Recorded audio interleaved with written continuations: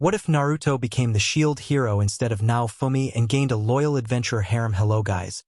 Welcome to Soul Fiction. So in this video, we will see what if Naruto became the shield hero instead of Naofumi and gained a loyal adventurer harem. If you enjoy these kinds of stories, don't forget to show us some love by hitting the like button and subscribing to the channel. Your support means the world to us. Now let's start the story. Chapter 1. The summoning Naruto's hand was still burning with residual chakra when the world turned inside out. 1 second he was standing in the aftermath of Kagaya's defeat, Sasuke beside him, both of them bleeding and exhausted but alive, and the next, reality cracked open like someone had taken a kunai to the fabric of existence itself. Green light swallowed everything. His feet left solid ground. The voices of his friends vanished into static. He tried to form a hand seal, any hand seal, but his body wouldn't respond. He was falling and floating and being pulled apart and compressed all at once. Kurama roared something in the back of his mind, but even that connection felt distant, muffled, wrong. Then stones slammed into his knees and he was somewhere else entirely. Naruto's hands hit cold floor. His lungs seized. Every instinct he'd honed through years of war screamed that something was deeply, fundamentally off about wherever he'd landed. The air tasted different. The chakra in the atmosphere, no, not chakra. Something similar but twisted, flowing in currents he didn't recognize. The summoning was successful. He forced his head up. Robed figures surrounded him in a circle, their hands still raised, traces of that sickly green light fading from their palms. Beyond them, pillars stretched toward a vaulted ceiling painted with images he didn't recognize. Some kind of temple or throne room. 3 other people were picking themselves up off the floor nearby. All of them looked as disoriented as Naruto felt, though none of them moved like fighters. 2 of them were already reaching for their pockets, pulling out rectangular devices that glowed. The third just stared at his hands like he'd never seen them before.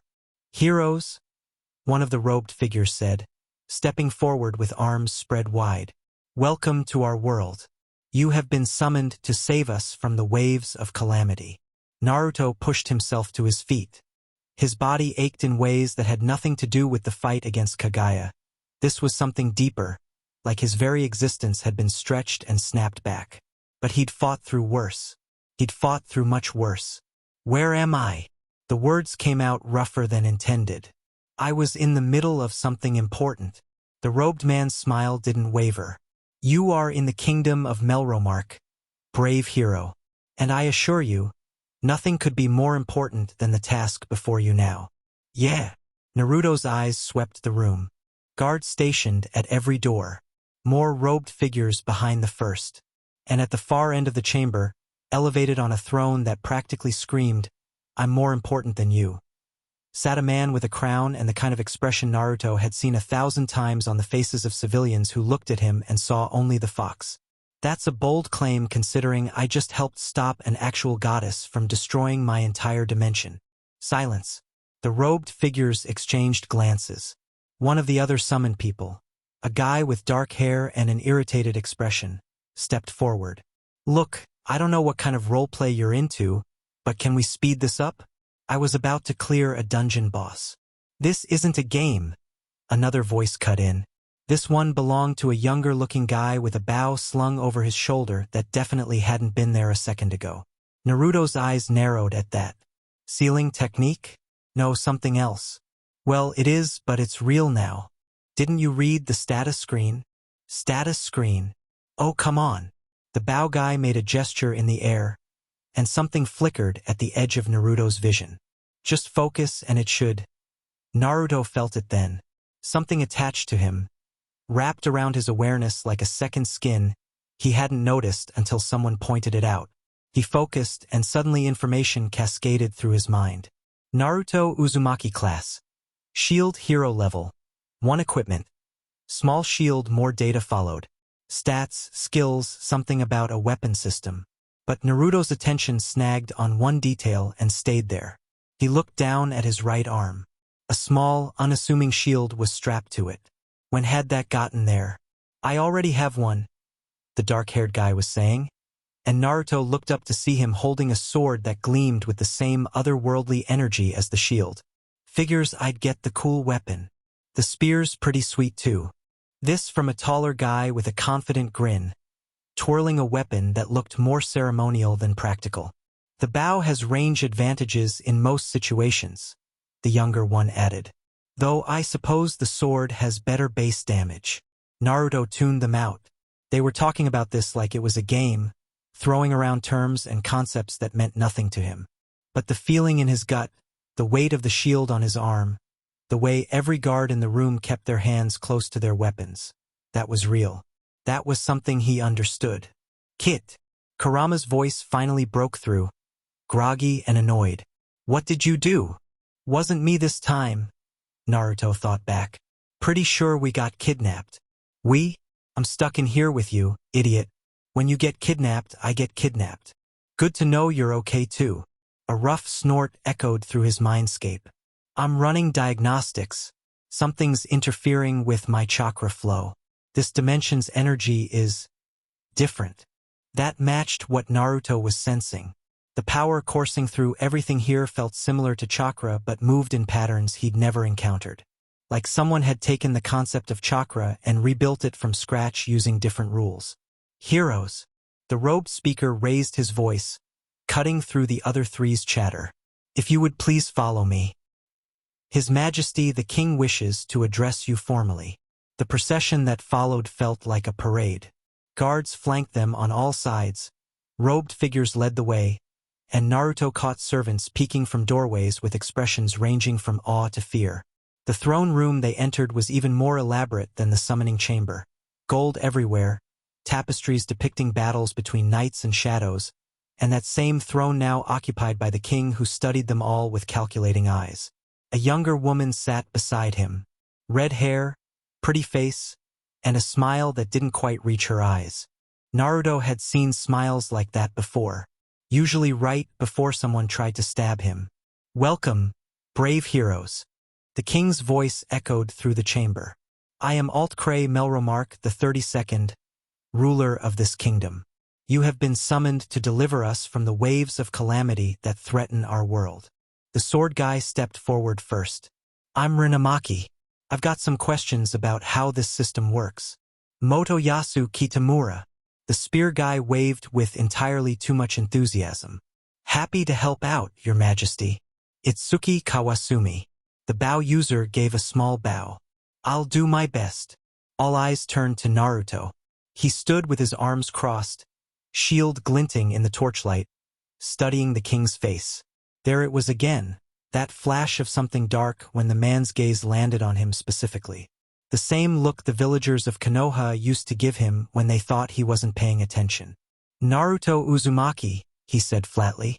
And I've got questions too, but they're not about game systems. Altcray's expression didn't change, but his grip on the throne's armrest tightened. Please speak freely. We wish for our heroes to feel welcome. Sure you do. Naruto took a step forward, ignoring the way several guards tensed. So why is it that everyone in this room looks at the three of them like they're saviors, but they look at me like I'm a disease? The temperature in the room dropped several degrees. Motoyasu glanced around, confused. Ren's eyes narrowed thoughtfully. Itsuki just looked uncomfortable. I'm sure you're imagining things, the king said smoothly. All four heroes are equally valuable too. I grew up with people looking at me like that. Naruto cut him off. Trust me, I'm not imagining it. So here's my question. What's wrong with the shield? Silence. The robed figures exchanged glances again. The red-haired princess's smile had frozen in place. Finally, an older man in religious vestments stepped forward. The shield hero has a complicated history in our kingdom. Ancient texts speak of the other three heroes bringing salvation, while the shield hero is associated with demons and demihumans. But I assure you, we are grateful for associated with demons. Naruto laughed, and there was nothing friendly in it. That's funny. Where I come from, I've literally got one sealed inside me, and I'm still considered a hero. Well, eventually, after saving the world a few times. You have a demon sealed within you? The princess spoke for the first time, her voice dripping with false concern. That sounds terrifying. You poor thing. It's fine. Kurama and I are friends now. Naruto met her eyes directly. He's also really good at sensing negative emotions. Fear, hatred, deception. He let the word hang. That kind of thing. The princess's smile didn't flicker, but something in her eyes did. Perhaps we should move on to the matter of equipment and funding, the king said a little too quickly. Each hero will need resources to prepare for the coming wave. Servants emerged from side doors, carrying coin purses that clinked promisingly. The king made a show of distributing them, hefty bags to Motoyasu, Ren, and Itsuki. A noticeably smaller one tossed in Naruto's general direction. Naruto caught it without looking. Didn't even bother checking the weight. He already knew. Additionally, the king continued, we have arranged for volunteers to join each hero's party. Adventurers from across the kingdom who wish to support your noble cause. Doors opened. A stream of people entered, knights, mages, rogues, all sorts of combat classes that Naruto recognized from the status screen's classification system. They arranged themselves in front of the heroes like merchandise at a market. Motoyasu immediately started chatting up a group of women. Ren surveyed the options with a critical eye, pointing out individuals with specific skill sets. Itsuki smiled warmly and welcomed everyone who approached him. No one approached Naruto.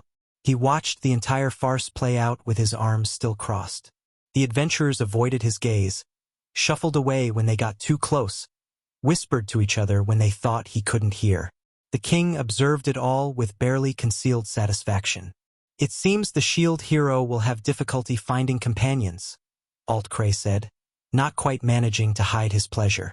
Perhaps I'll join him. The red-haired princess stepped forward, and the entire room went still. Malty, the king's composure cracked. You can't possibly. Father. She turned to address him directly, her voice carrying just the right amount of determination. The shield hero needs support. If no one else will provide it, then as a princess of Melromark, it's my duty to assist. Naruto watched this performance with the detached appreciation of someone who'd seen better acting from academy students. She was good, he'd give her that. The timing of her entrance, the noble sacrifice angle, the way she positioned herself as his only ally, classic manipulation tactics. Sakura had tried some of the same moves back in their early genin days, though with considerably less skill and considerably more genuine emotion behind them. Are you sure, princess? He asked, letting surprise color his voice. I wouldn't want to put you in an awkward position. Her smile brightened. Please call me mine, and I'm honored to fight alongside you, Sir Shield Hero. Then I guess I've got a party member after all. Naruto's own smile didn't reach his eyes either. Two could play the performance game. Thanks for your generosity, Your Majesty. When's this wave supposed to hit? The first wave will arrive in approximately 1 month, the religious official answered. You have until then to prepare. Great. Then we should probably get started. Naruto turned toward the exit, making sure his new party member was following. Oh, and King? Whoever you send to spy on me tonight, tell them to be better at hiding their presence. The last guy who tried to sneak up on me while I was sleeping lost 3 fingers. He was out the door before Alt-Cray could respond. The inn mine led him to was nice enough. Private rooms, hot food, the kind of comfortable accommodations that soldiers dreamed about during long campaigns. Naruto ate his meal without tasting it, watching mine flutter around playing the concerned helper while cataloging every suspicious behavior. She pushed drinks on him. He pretended to sip and quietly dumped them into a plant pot. She suggested they share a room for protection. He declined with a smile that showed too many teeth. She touched his arm while talking, leaned close, laughed at things that weren't funny. Classic honey trap tactics. Jiraiya had warned him about these kinds of approaches years ago, usually while demonstrating them on civilian women who were significantly less interested in his advances than he believed. You should get some rest, Mine said as the night grew late. We have a big day of shopping tomorrow. You're right. Naruto stood, stretching. Thanks for all your help today, Mine. It's nice to have someone on my side. Her eyes gleamed with what she probably thought was hidden triumph. Of course, Sir Shield Hero. That's what partners are for. He retreated to his room and immediately checked every corner, every potential hiding spot, every window and door. Clean as far as he could tell. But his instincts were screaming. She's going to betray you, Kurama said. You know that, right? Yeah. So why are you going along with it? Naruto sat on the bed, turning the shield over in his hands. It had changed since the summoning, grown slightly more elaborate. Something about absorbing materials, according to the status screen's tutorial. A weapon that evolved by consuming other things. Fitting for something associated with demons. Because I want to know what she's planning, and who she's planning it for.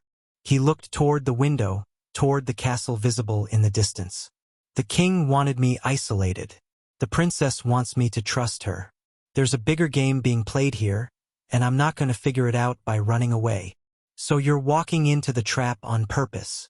Isn't that how we usually do things? Kurama's laughter echoed through his mind, dark and appreciative. Fair point, Kit. Fair point.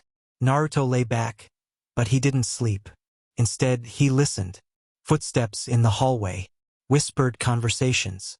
The creak of floorboards as someone tried very hard to be quiet and failed completely. Around midnight, his door opened. He kept his breathing steady, his body relaxed.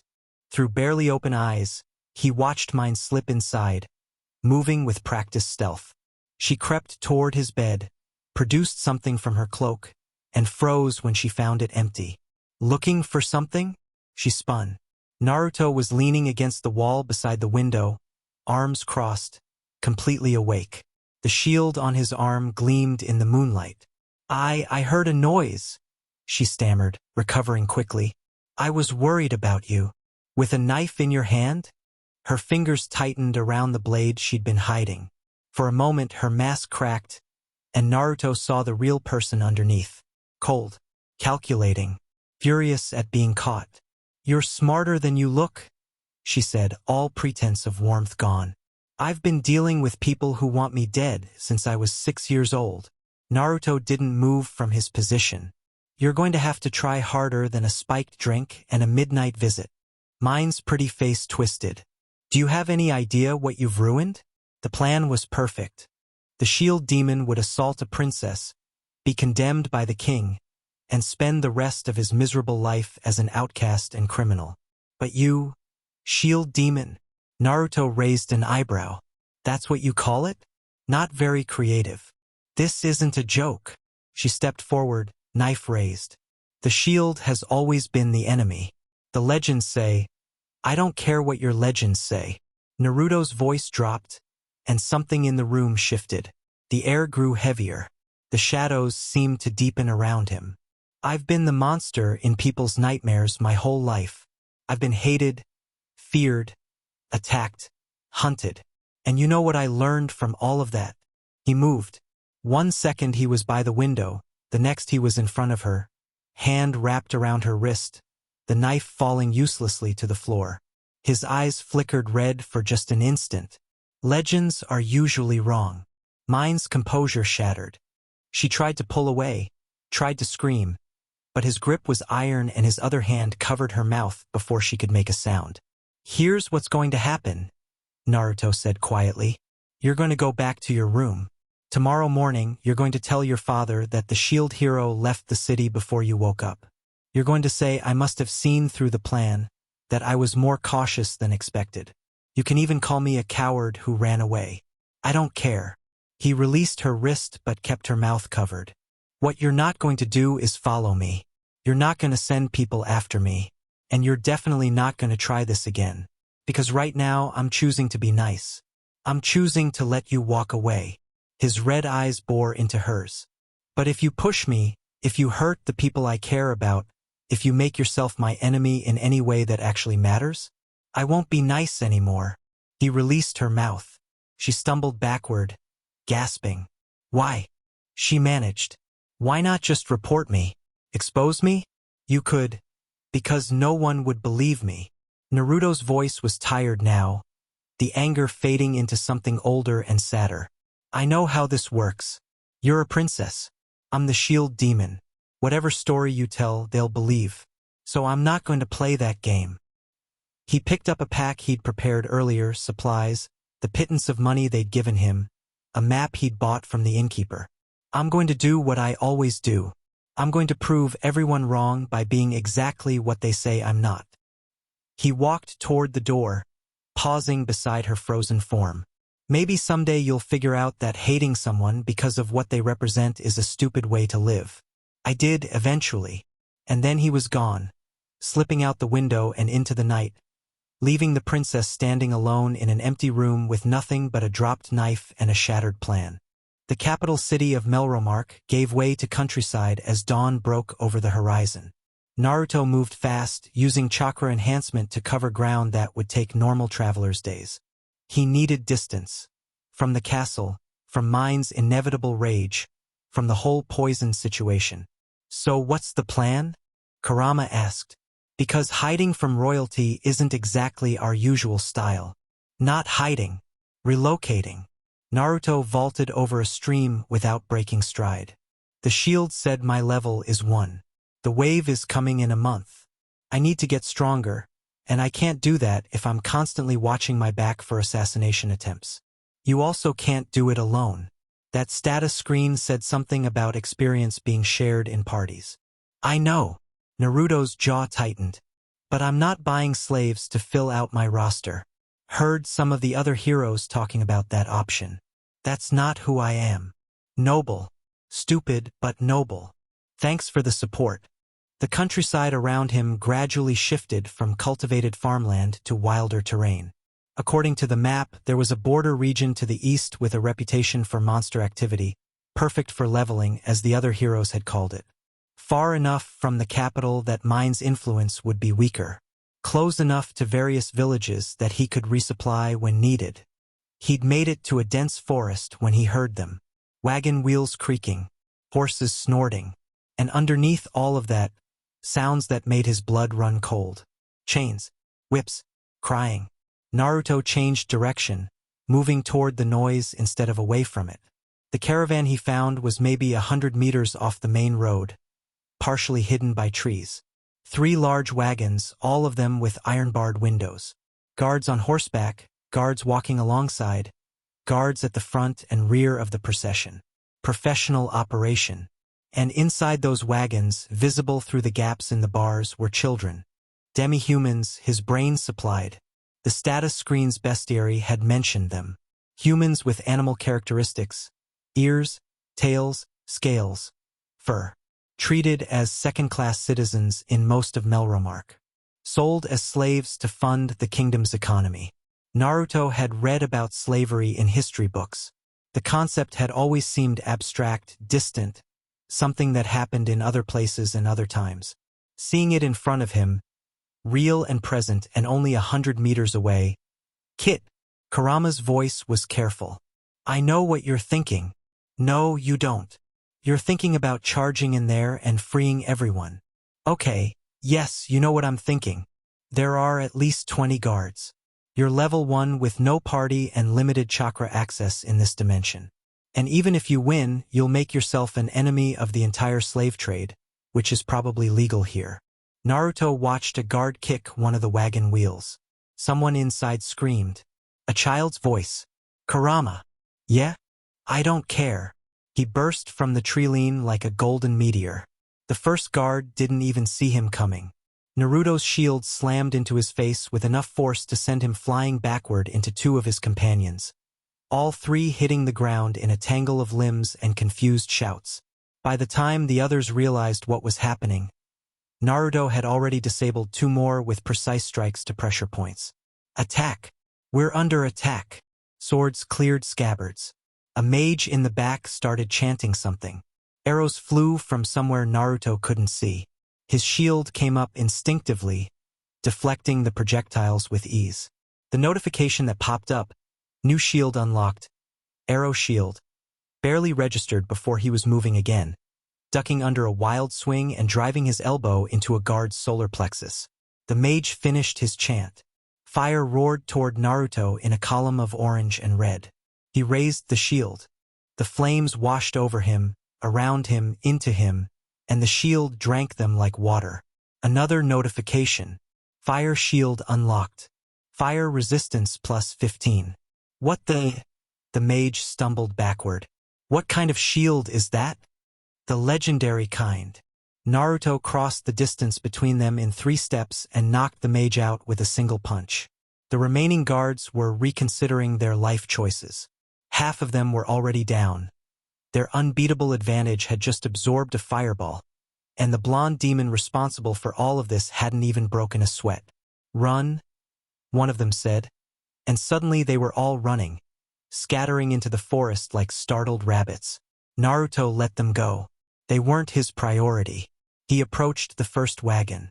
The children inside, because that's what they were, children, none of them older than 10 or 11, stared at him with huge, terrified eyes. Most of them had animal features, cat ears, raccoon tails. One little girl had what looked like fox ears peeking through matted brown hair. The sight of her hit him like a physical blow. "It's okay," he said, keeping his voice gentle. "I'm not going to hurt you. I'm here to help." "That's what they all say," a voice responded, older than the others. A girl in the second wagon, pressed against the bars, studying him with suspicious eyes. Raccoon ears, tangled brown hair, a thin frame that spoke of too little food for too long. "Then they chain us up and sell us to the highest bidder." "I know." Naruto met her gaze steadily.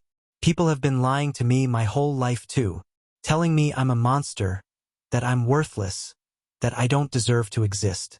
I know how it feels to have everyone look at you and see something evil." The girl's eyes widened. "My name's Naruto Uzumaki. I'm the shield hero." He held up his arm, letting her see the weapon that marked him. "And I'm going to get you out of here." "The shield." Another voice, small and thin. A boy with dog ears in the third wagon. The other kids said the shield hero is bad, that he's friends with demons. Naruto smiled.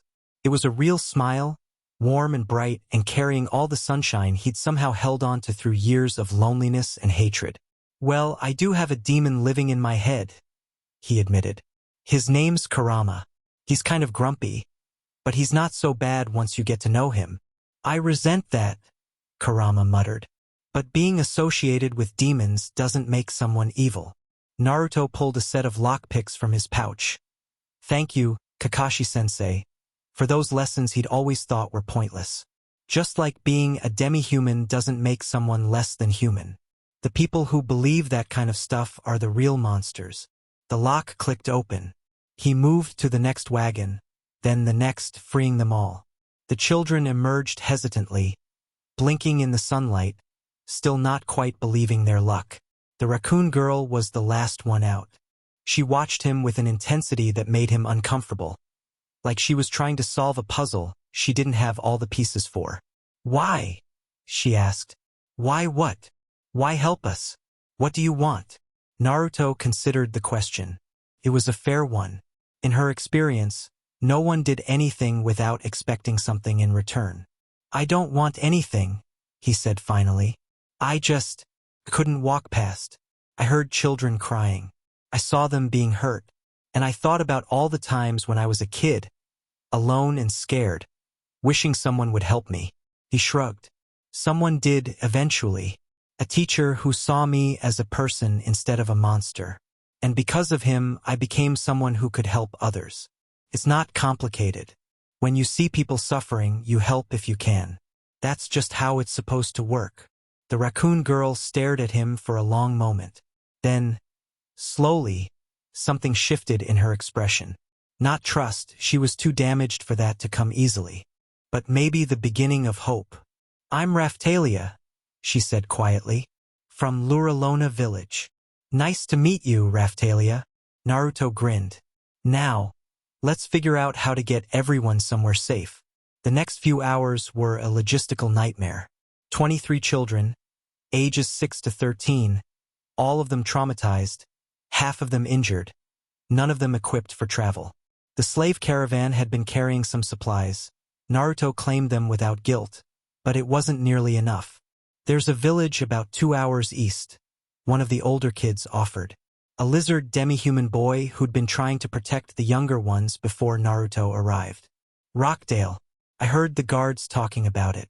They were supposed to stop there for supplies. Is it safe for demi-humans? Safer than staying here. That would have to do. Naruto organized the group as best he could. The older children helped the younger ones. He carried the smallest on his back and shoulders, 3 at a time.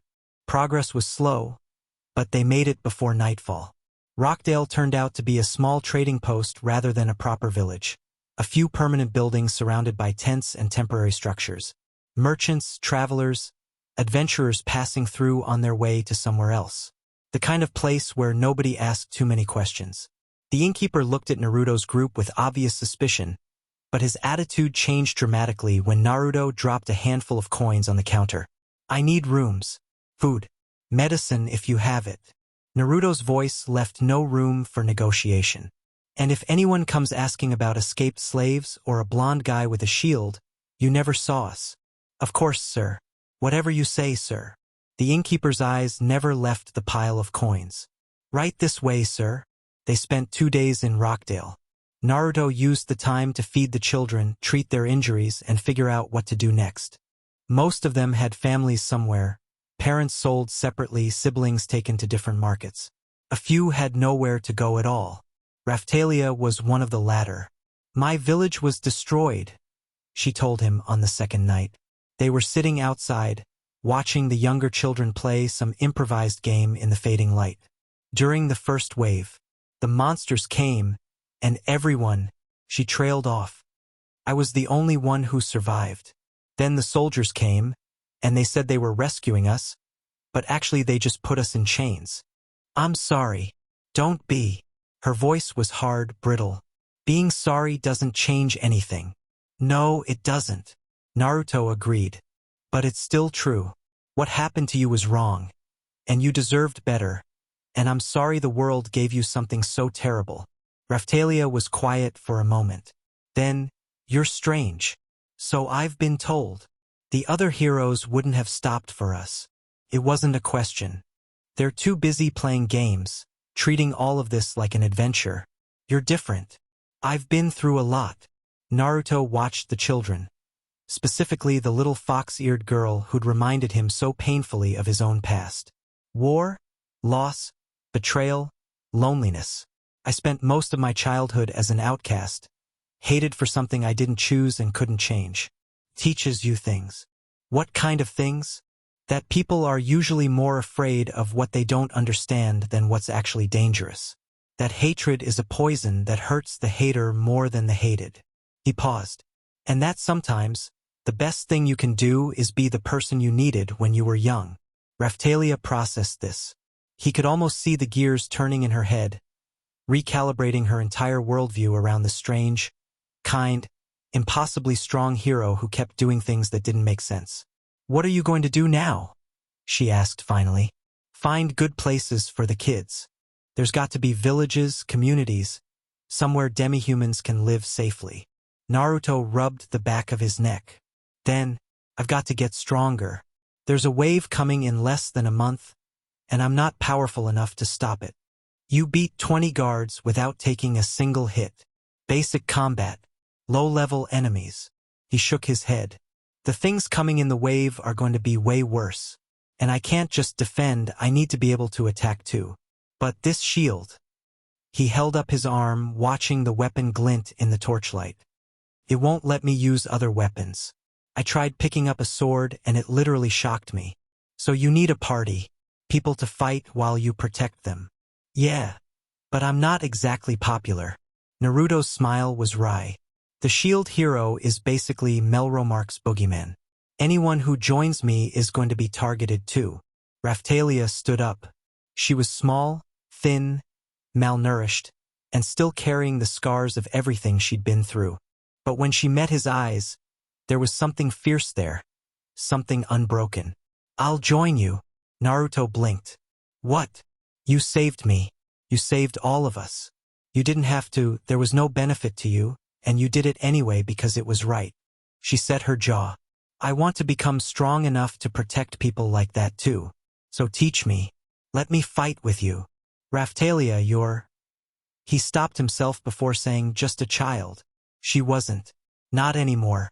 Whatever innocence she'd once had was burned away in that slave caravan. You understand what you're signing up for? The king hates me. The church thinks I'm evil. Every time I gain power, people are going to try to take me down. I know. And you still want to join? You're the first person who's treated me like a person since my parents died. Raphtalia's voice was steady. I'm not going to let you face that alone. Kurama chuckled in the back of Naruto's mind. Reminds me of someone. Yeah. Naruto admitted silently. She does. He stood up and held out his hand. All right, Raphtalia. Welcome to the party. It's probably going to be awful. Everything's going to try to kill us. And the whole kingdom wants me dead. Sound good? She took his hand. Sounds like an adventure. And for the first time since he'd arrived in this world, Naruto felt like maybe, just maybe, things were going to be okay. The remaining children found homes over the next week. Some in demi-human settlements to the east, protected by distance and obscurity. A few with merchant families who'd lost their own kids to the waves and were looking to give love to someone who needed it. The fox-eared girl, Keel, her name was, attached herself to a blacksmith's widow who cried when she first held her. Naruto made sure to visit each placement, memorizing locations, confirming safety. These weren't his children, not really, but they were his responsibility now. He'd accepted that the moment he attacked the slave caravan. You're building a network, Kurama observed. What? All these villages, all these families. You've helped them. They'll remember. The fox sounded almost impressed. Whether you meant to or not, you're laying the groundwork for something bigger. Naruto hadn't thought about it that way.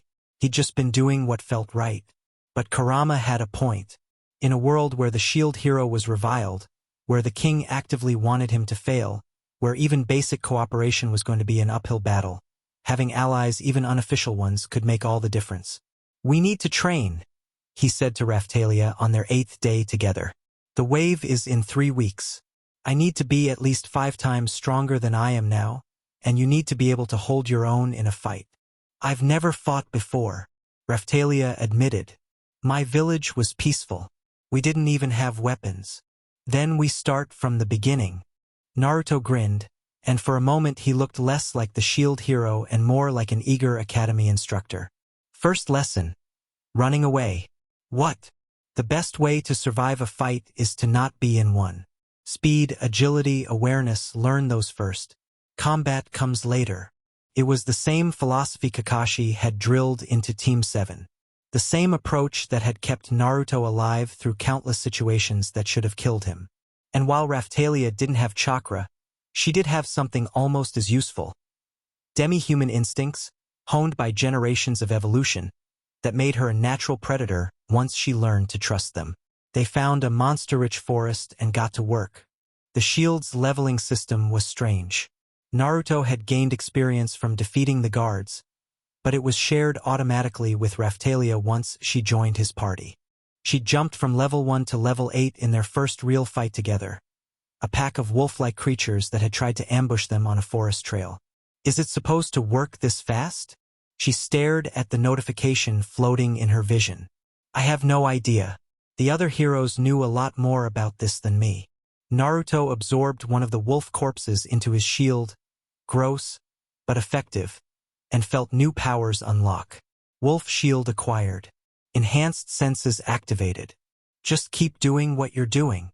What she was doing was learning. Faster than should have been possible. Her sword work went from clumsy to competent to dangerous over the course of days. Her movements sharpened, her instincts quickened, and the quiet, traumatized girl he'd rescued from a slave wagon started becoming something else entirely. She's got potential, Kurama said approvingly. Real potential. Not just talent, drive. She wants to be strong badly enough to push through the pain. I know. Naruto watched her practice forms against a training dummy they'd built. I've seen that look before. In the mirror, mostly.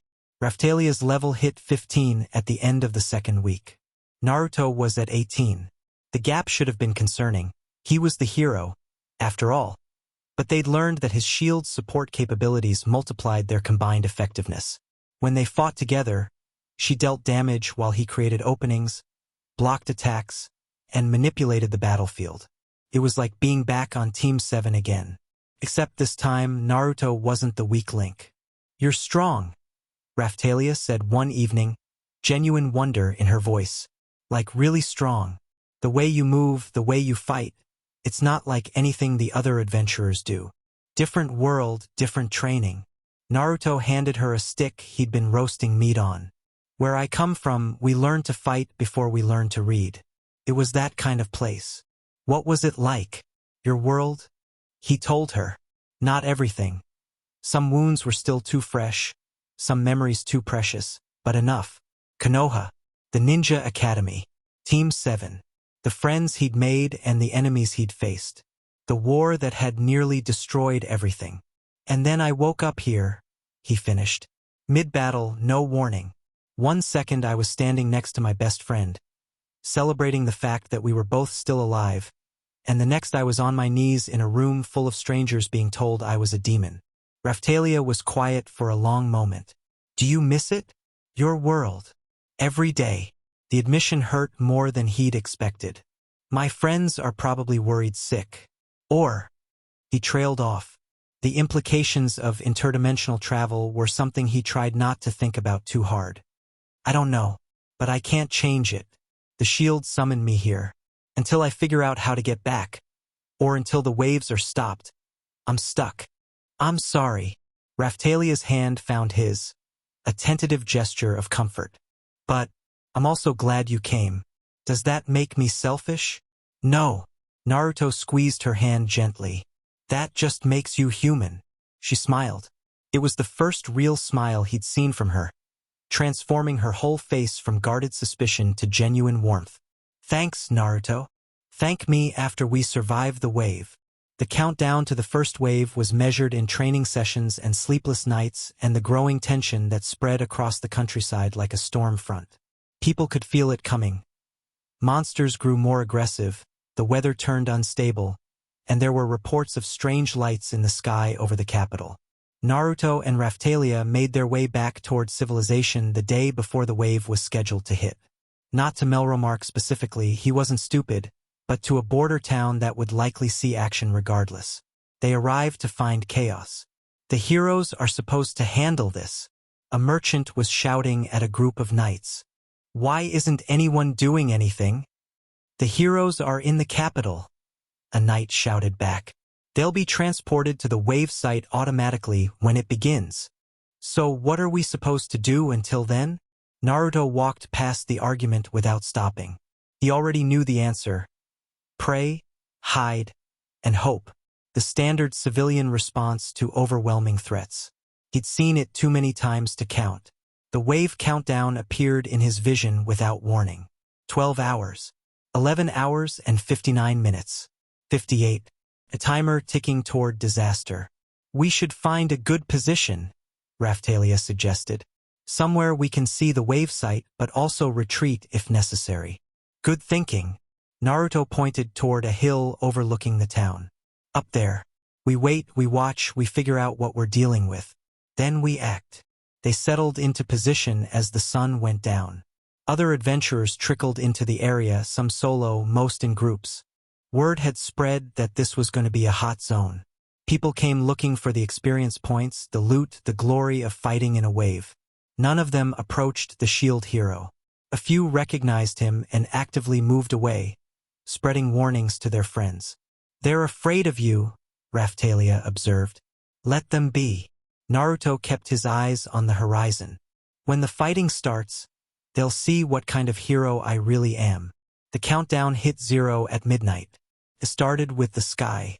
A crack appeared in the air itself, like reality was glass and someone had taken a hammer to it. Red light poured through the gap, accompanied by a sound that wasn't quite thunder and wasn't quite a scream but was somehow worse than both. Then the monsters came. They fell from the crack like rain.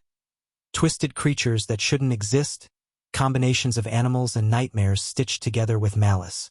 Some flew, some crawled, some ran on too many legs or not enough. and they were all headed for the town. Wave defense quest initiated. The status screen announced. Clear all monsters. Defeat the wave boss. Here we go. Naruto drew a deep breath. Raphtalia, you ready? She drew her sword. The fear in her eyes was obvious, but so was the determination. Ready. They charged down the hill. The first wave of monsters met them 50 meters from the town's edge. Naruto's shield came up, blocking claws and fangs and something that might have been acid. Raphtalia slipped past him, her blade singing, cutting through anything that got too close. Shield Prison.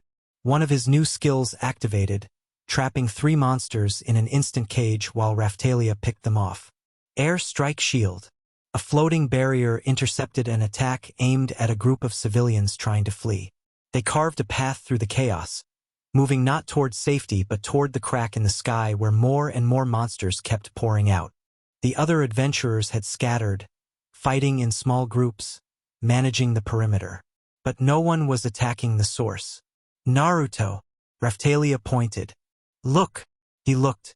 The crack was widening, and something big was pushing through, something with wings and scales and a mouth full of fire. That's the boss, Naruto said. We need to kill it to end the wave. It's enormous. Yeah. He grinned. This is going to be fun. They reached the base of the crack just as the dragon fully emerged. It was the size of a house, covered in crimson scales, and radiating an aura of destruction that made lesser monsters flee in its wake. Its eyes locked onto Naruto, the shield, the symbol of everything it was meant to destroy, and it roared. The sound wave hit like a physical force. Naruto braced behind his shield and still skidded backward 3 meters. Raphtalia dropped to her knees, ears pressed flat against her head. Okay, that's annoying.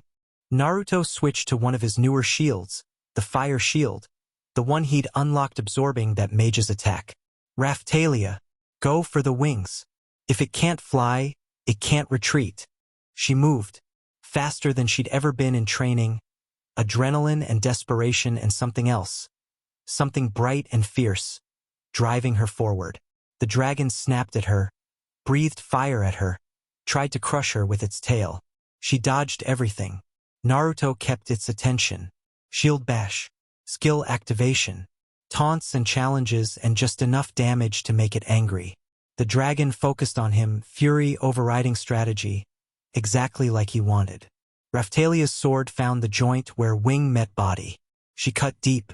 The dragon screamed. One wing crumpled. Again! Naruto shouted. She was already moving, circling to the other side. The dragon tried to turn, tried to catch her, but Naruto was there with another shield prison, trapping its head in place for the crucial seconds she needed. The second wing fell. Grounded, bleeding, furious, the dragon was still dangerous. Maybe more dangerous now that it had nothing to lose. It opened its mouth, and Naruto saw fire building in its throat.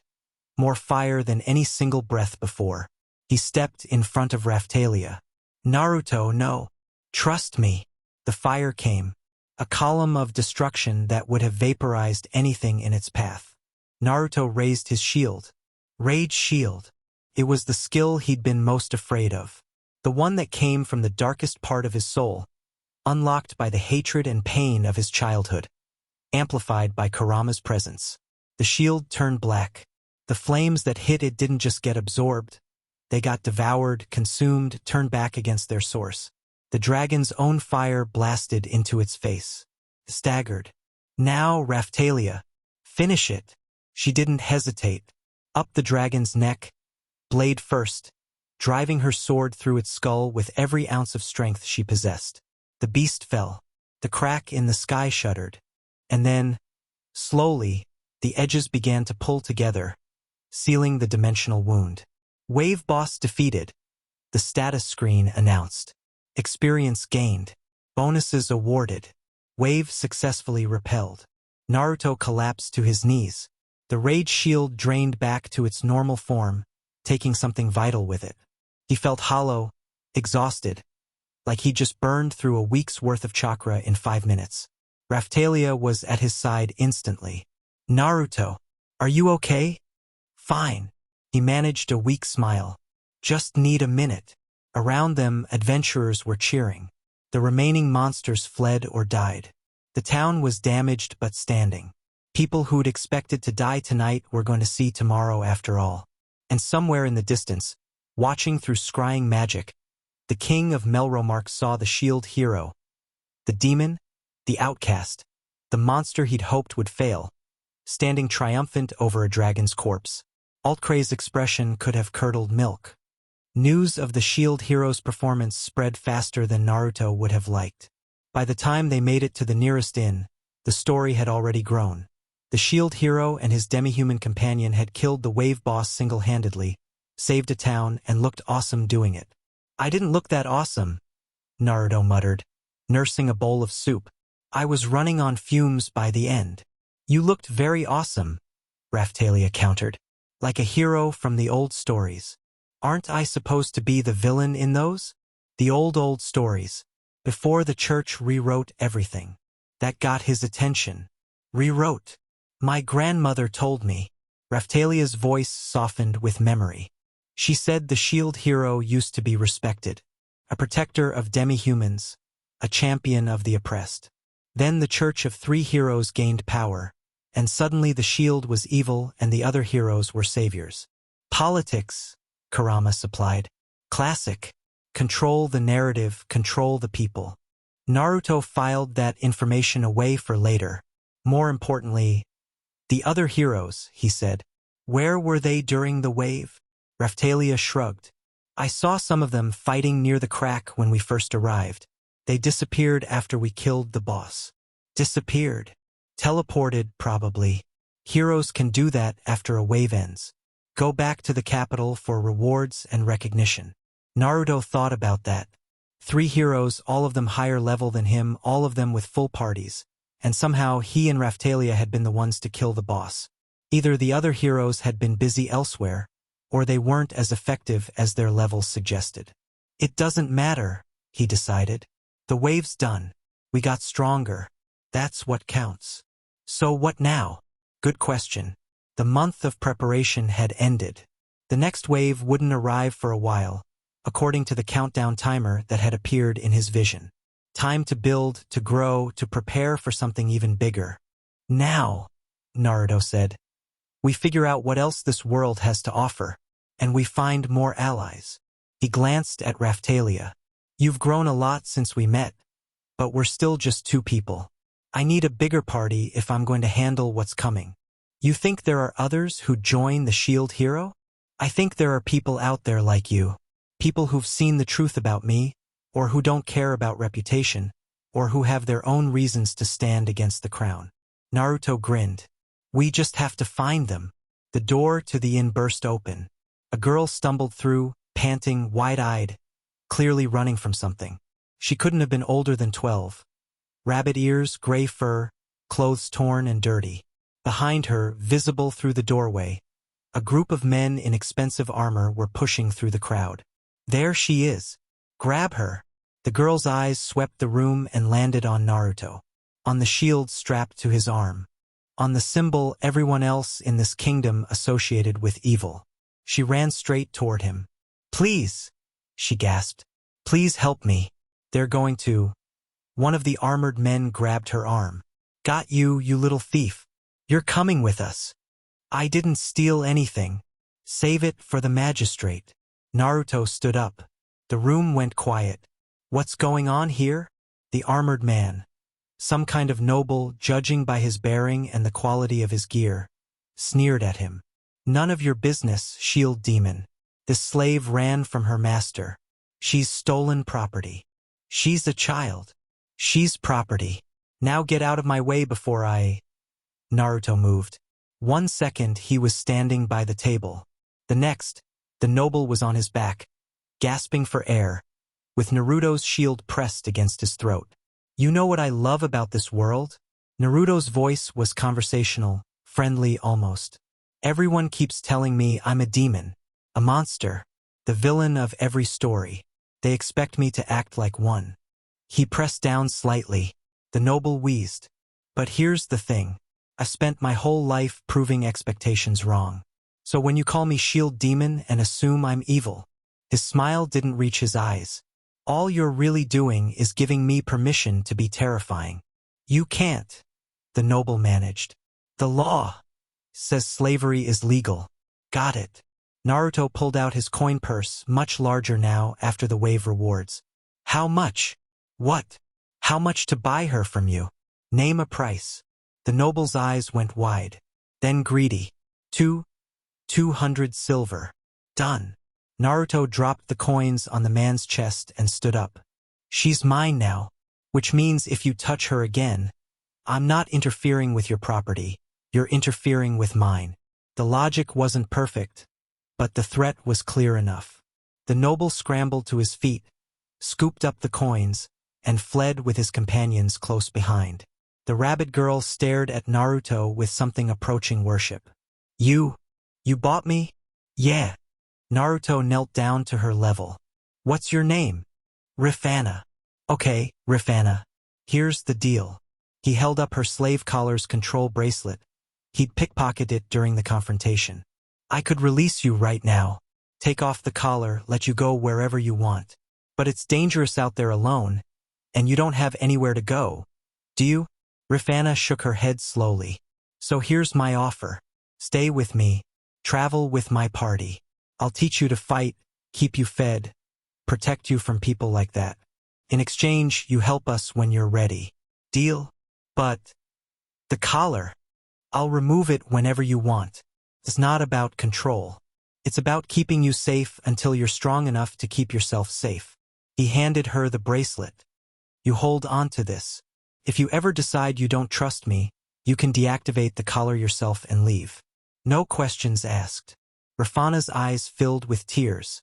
She lunged forward and wrapped her arms around him in a hug that was half desperation and half gratitude. Raphtalia watched the scene with a knowing smile. You really can't help yourself, can you? Help what? Collecting strays. Naruto laughed. I guess not. It's kind of my thing. He stood up, lifting Rifana easily, and turned toward the door. The inn's patrons were staring at him. Some with suspicion, some with fear, but a few, just a few, with something that looked almost like respect. Come on, he said.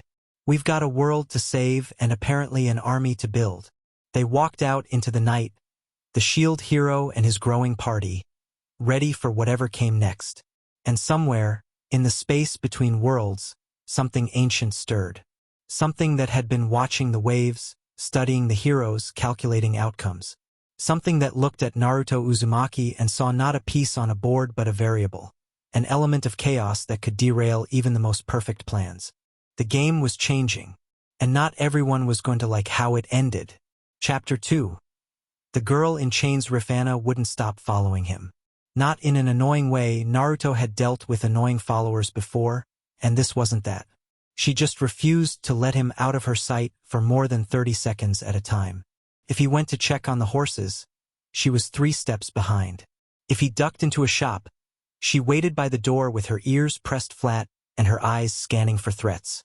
If he so much as walked to the other side of camp to take a leak, she'd reposition herself to keep his general direction in view. She's traumatized, Raphtalia said quietly on their 3rd night together. They'd made camp in a clearing about 2 days' travel from the wave site, heading vaguely east toward regions that were supposed to be friendlier to demi-humans. I was the same way after you saved me. It takes time. I know. Naruto watched Rifana sleep or pretend to sleep. Anyway, her ears kept twitching toward every sound. I just wish I could do more. You're doing plenty. You bought her freedom. You gave her the control bracelet. You treat her like a person. Raphtalia's voice carried an edge. Do you have any idea how rare that is for demi-humans in this kingdom? It shouldn't be rare. It should be basic decency. Should be and is are different things. Naruto couldn't argue with that. 3 days of traveling through Melromark's countryside had shown him exactly how demi-humans were treated here. The stares, the whispered slurs, the way shopkeepers quoted triple prices until Naruto made it clear he wasn't playing games. One innkeeper had tried to make Raphtalia and Rifana sleep in the stables with the other animals. That innkeeper was currently explaining to the local guard why his front door was embedded 6 inches into his wall. "We need to get out of Melromark," Naruto said. "Find somewhere the girls can actually relax." "Siltvelt," Raftalia suggested. "It's a demi-human nation to the east. They actually worship the shield hero there." "Worship? The legends are different outside Melromark. The shield is seen as a protector, not a demon." She paused. "Though that might come with its own problems. Religious devotion can be just as suffocating as hatred." "Great. So my options are being hunted as a monster or worshipped as a god." Naruto rubbed his temples. "Why can't anything ever be simple?" "Because you're the protagonist?" Kurama supplied unhelpfully. "Protagonists don't get simple." "Thanks for nothing." They broke camp at dawn. Rifana had apparently given up on pretending to sleep and was already packed and ready to move before Naruto finished his morning stretches. Her efficiency would have been impressive if it weren't so clearly driven by fear of being left behind. "Rifana." Naruto crouched down to her level. "You know I'm not going to abandon you, right?" Her ears twitched. "You say that. I mean it. Everyone says they mean it." Her voice was flat, rehearsed, like she'd had this conversation before and already knew how it ended. "Then they sell you or trade you or get bored and throw you away." "I'm not everyone." "That's what everyone says too." Naruto sighed. Logic wasn't going to work here. Words weren't going to work. The only thing that would work was time and consistency, showing her over and over that he wasn't going anywhere. "Okay," he said simply. "I guess I'll just have to prove it." They traveled. The road east wound through increasingly wild terrain. Farmland gave way to forest, forest gave way to hills, and the hills eventually became the foothills of a mountain range that marked Melromark's eastern border. The monster population increased with the wilderness, which was actually convenient. More chances to level up, more materials to feed to the shield. Naruto had figured out the basics of the weapon's growth system by now. Every monster he defeated, every material he absorbed, unlocked new forms and abilities. The wolf shield gave enhanced senses. The fire shield provided resistance and a weak counterattack. The dragon shield, formed from a scale Raftalia had pried from the wave boss, was still locked behind a level requirement, but its stats were impressive. What interested him more was the system's flexibility. Unlike the other hero's weapons, which seemed to follow strict game logic, the shield responded to his intentions. When he wanted to protect someone, it generated barriers. When he wanted to trap an enemy, it created prisons. When he needed to support his allies, it produced buffs he hadn't even known existed. "It's learning from you," Kurama theorized. "Adapting to your fighting style. Or I'm learning from it. Same difference, probably." The mountain pass they'd been following opened into a valley on their 5th day of travel. Naruto stopped at the ridgeline, taking in the view. Below them, nestled against the far slope, sat a village. Wooden buildings, thatched roofs, smoke rising from chimneys. Peaceful, quiet, the kind of place that existed in picture books about simpler times. Also currently on fire. "Naruto," Raftalia pointed. "Look." He was already moving. The attack was still in progress when they arrived. Naruto counted maybe 24 assailants, bandits or mercenaries, judging by their mismatched armor and lack of unit cohesion.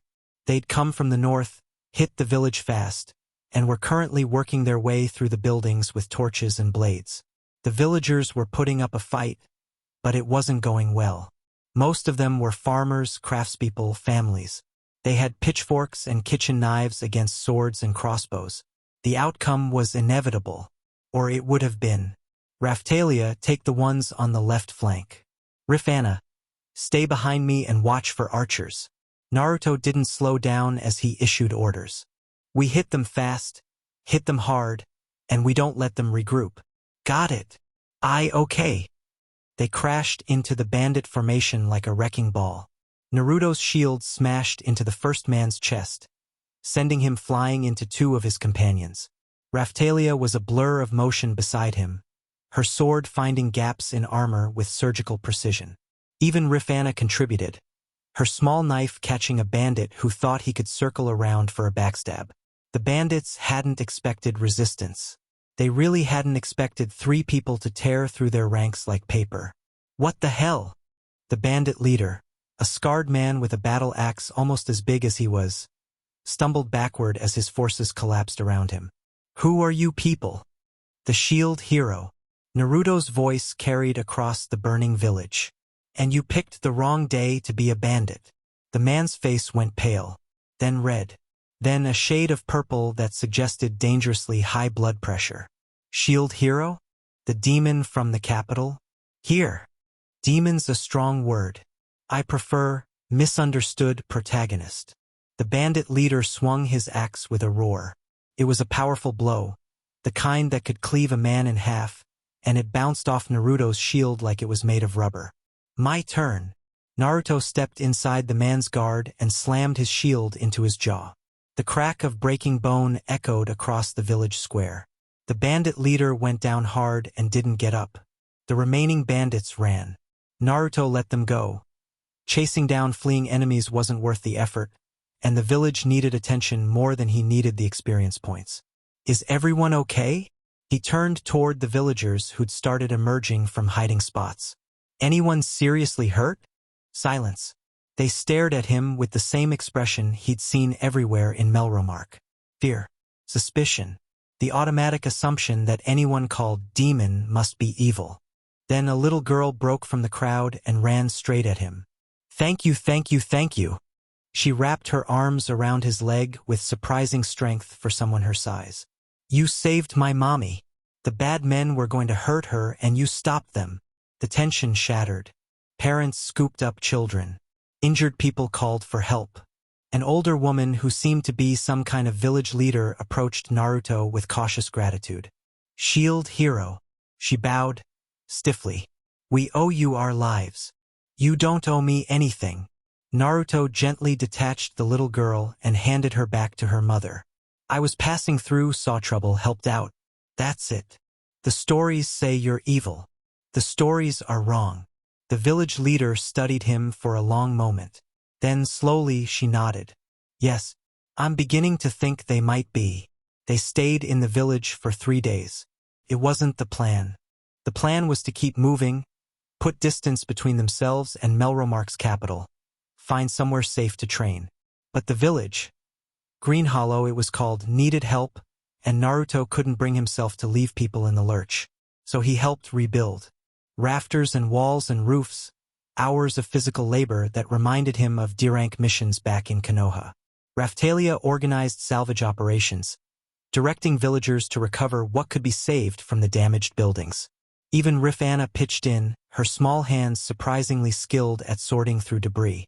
You're good at this, Naruto told her on the second day. The organizing thing.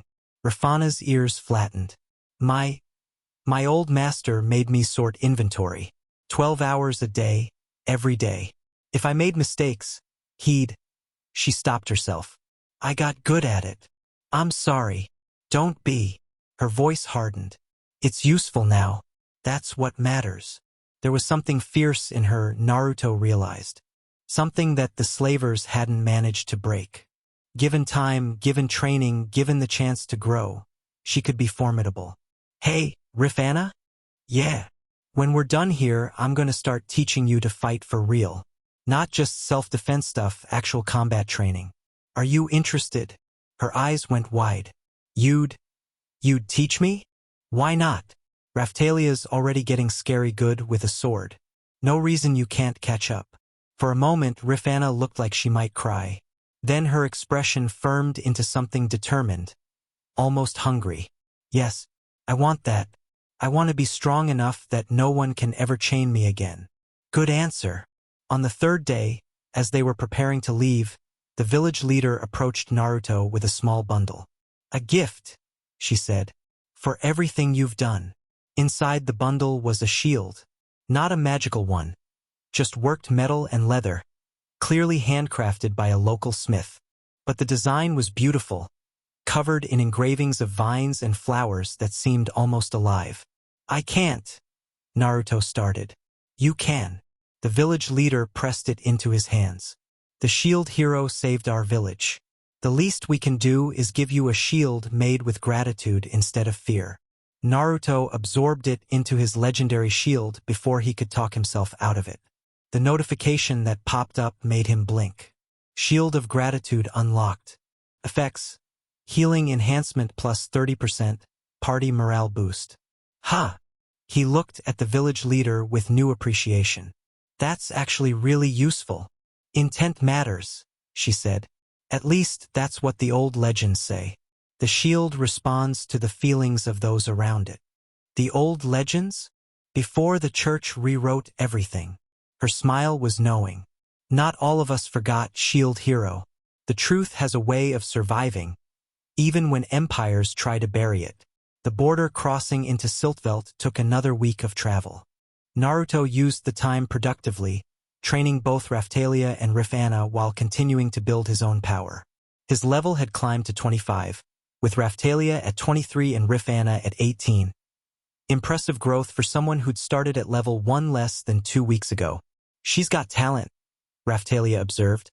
Watching Rifana work through a series of knife forms Naruto had adapted from kunai techniques. Raw talent. I've never seen anyone learn this fast. You learned pretty fast yourself. Not like this.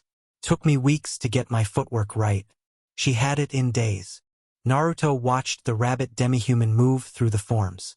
Raphtalia was right, there was something natural about the way Rifana fought. Her small frame and quick reflexes made her perfect for the evasion-focused style he was teaching. She'd never be a frontline brawler, but as an assassin type, terrifying potential. Different people have different strengths, he said. You're a sword specialist, power and precision. She's going to be a rogue, speed and deception. Both useful. Both necessary. And you? I'm the shield.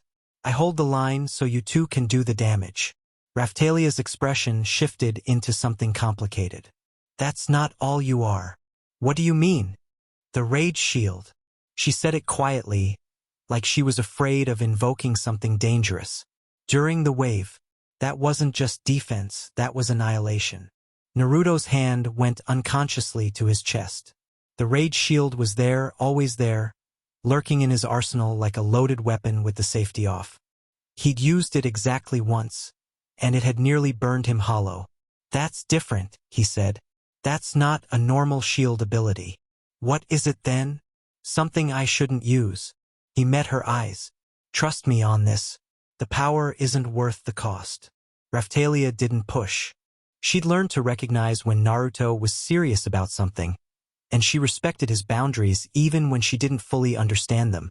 They crossed into Siltvelt on a cool morning, passing through a checkpoint manned by demi-human guards who did a double-take at Naruto's shield. Shield. Hero? The guard. A wolf demi-human with gray fur and suspicious eyes, leaned forward. The shield hero is human? Guilty as charged. But the legends say a lot of things. Naruto kept his voice neutral. I'm just here to do my job. Stop the waves, save people, that kind of thing. Not interested in politics or prophecies.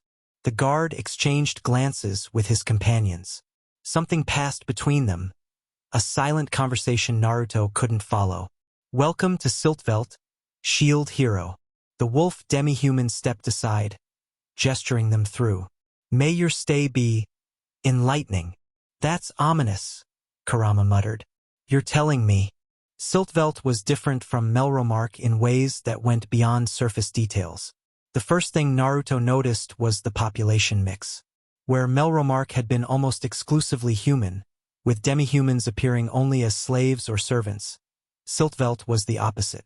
Demi-humans of every variety walked the streets openly, conducting business, raising families, living lives. The few humans visible were clearly the minority, and they moved with the careful awareness of outsiders in unfamiliar territory. The second thing he noticed was how people looked at him. Is that really the shield hero? A human? But the shield is supposed to protect us. Maybe he's different. Maybe he's the one the old prophecies talked about. Or maybe it's a trick. Melromark sent a spy. The whispers followed them through every street. Naruto kept his expression neutral, his shield visible, his body language open and non-threatening. He'd dealt with suspicious populations before. The key was consistency. Show them who you were through actions, not words. We should find an inn, Raphtalia suggested. Somewhere to establish a base while we figure out our next move. Agreed. Rifana, stay close. Already am. They found a place called the Silver Fong, a mid-range establishment run by a massive bear demi-human who introduced himself as Grald. He looked at Naruto's shield for a long moment before shrugging. Shield hero, huh? Never thought I'd see one in person. He tossed them a room key. 3 silver a night, meals included. Don't start fights in my common room, and we won't have problems. Fair enough. The room was simple but clean. 2 beds, a window overlooking the street, a fireplace that actually worked. Luxury compared to some of the places they'd stayed in Melromark. So, Raphtalia said, settling onto one of the beds with a sigh. What's the plan? Short term? Rest? Resupply? Gather information. Naruto moved to the window, scanning the street below. Long term? I need to figure out what Siltvelt's government thinks about me, whether they're going to be allies or problems. And I need to keep training. The next wave isn't going to wait for me to get comfortable. What about the other heroes? What about them? They're still in Melromark. Still working with the king. Still believing whatever lies he's telling them. Raphtalia's voice carried an edge. They're going to be a problem eventually. You know that. Naruto did know that. The 3 other heroes, Ren, Motoyasu, Itsuki, were wildly underestimating the situation. They treated everything like a game, competed for points and rankings, ignored the real consequences of their actions. Sooner or later, that attitude was going to get people killed. But there wasn't much he could do about it from Siltvelt. One problem at a time, he said. First we stabilize here. Then we worry about the idiots. That's fair. Raphtalia paused. Naruto. Yeah. Thank you. For everything. For saving me. For training me. For treating me like... She struggled for the right words. Like I matter. You do matter. I know that now. She smiled. That real smile, the one that transformed her whole face. I didn't always. Before Naruto could respond, the door burst open. He was on his feet instantly, shield raised, body positioned between the entrance and his party members. Raphtalia had her sword drawn. Rifana had produced a knife from somewhere and was already in a fighting stance. The intruder was a demi-human woman. Lion features, golden hair that fell like a mane, sharp eyes, a presence that radiated authority. She wore armor that looked ceremonial and practical at once, and she carried herself like someone who expected to be obeyed. Behind her stood 4 guards, all of them armed. Shield hero. The lion woman's voice was commanding, brooking no argument. You will come with us. The council wishes to speak with you. Naruto didn't lower his shield. And if I don't feel like speaking with the council? That would be inadvisable. Threats. A statement of fact. Her eyes swept over Raphtalia and Rifana, dismissing them as non-factors. The Council of Siltvelt has authority over all matters in this nation. That includes wayward heroes who enter our territory uninvited. I crossed through your checkpoint legally. Your guards let me through. The guards are not the council. Naruto felt Kurama stirring in his mind, calculating odds, mapping exits. The lion woman was strong, level 40 at least, maybe higher. Her guards were weaker but still formidable. A fight was possible but would draw attention he didn't want. Fine. He lowered his shield. I'll talk to your council. But my party comes with me. The council requested only, my party comes with me or I don't go anywhere. Naruto's voice was flat, final. Take it or leave it. The lion woman's eyes narrowed. For a moment, Naruto thought she'd push the issue, force a confrontation that would end badly for everyone. Then she smiled. It wasn't a friendly smile. Very well. The council will meet all of you. The council chambers were exactly as ostentatious as Naruto expected. Gold everywhere. Massive tapestries depicting demi-humans triumphing over human enemies. A raised platform where 7 figures sat in judgment. The lion woman took her place among them, making 8 total. Shield hero. The speaker was an elderly wolf demi-human whose fur had gone completely gray. Welcome to Siltvelt. Thanks. Naruto didn't bow. What's this about? Direct. Good. The wolf counselor leaned forward. We have been watching you since your summoning in Melromark. Your actions have been interesting. Interesting how? You rejected the princess's manipulation. You freed enslaved demi-humans. You fought in the wave when other heroes faltered. You protected a village from bandits without expecting reward. The counselor's ancient eyes studied him. These are not the actions of the shield demon that Melromark describes. I'm not what Melromark says I am. So it would seem. Another counselor spoke. A serpent demi-human whose scales glittered in the torchlight. But that raises questions. Who are you, shield hero?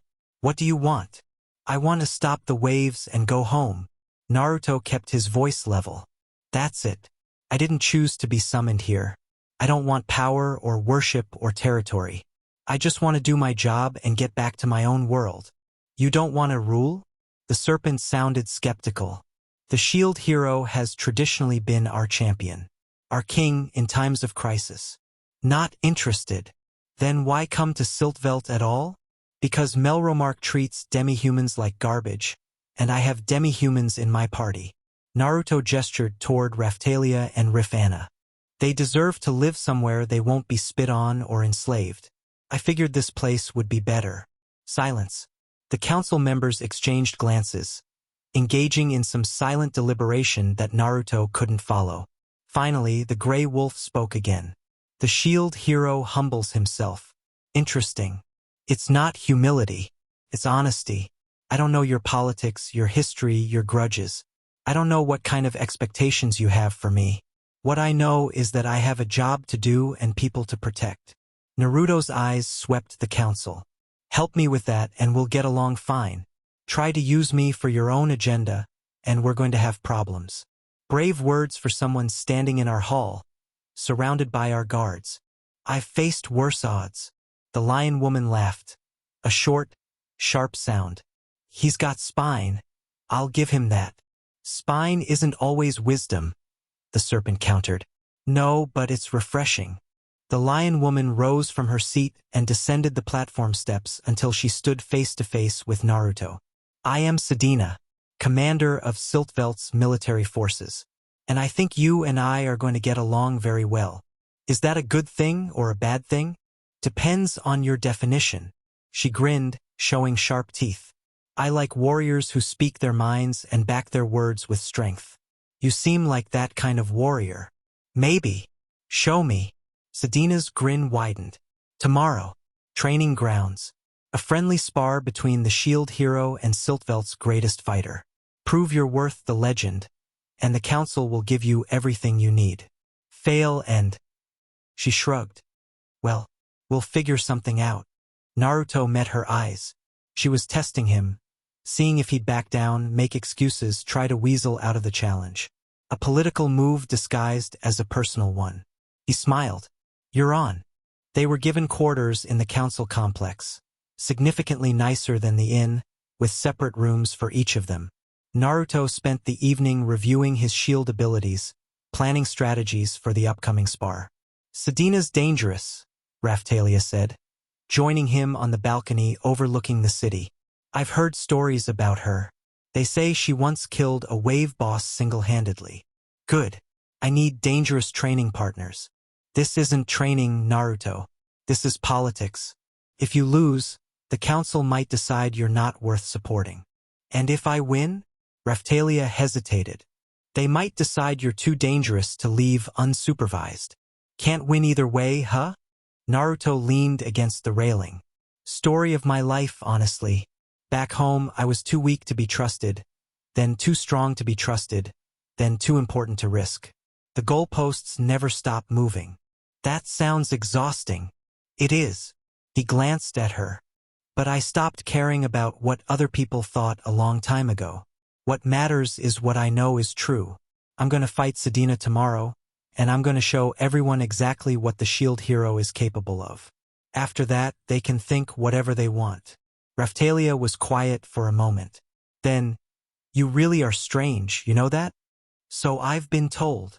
I mean it as a compliment. I know. She moved closer, close enough that he could feel the warmth of her presence. Whatever happens tomorrow, I'll be there. Rafana too. We're your party. Your allies. Your. She hesitated, searching for the right word. Your friends. Friends. It was such a simple word, but coming from Raphtalia, who'd been through so much, who had every reason to hate the world, it carried weight. Thanks, Naruto said. That means a lot. They stood together in comfortable silence, watching the stars appear over Siltveld, neither of them quite ready to face tomorrow. The training grounds were packed. Word had spread through the city like wildfire.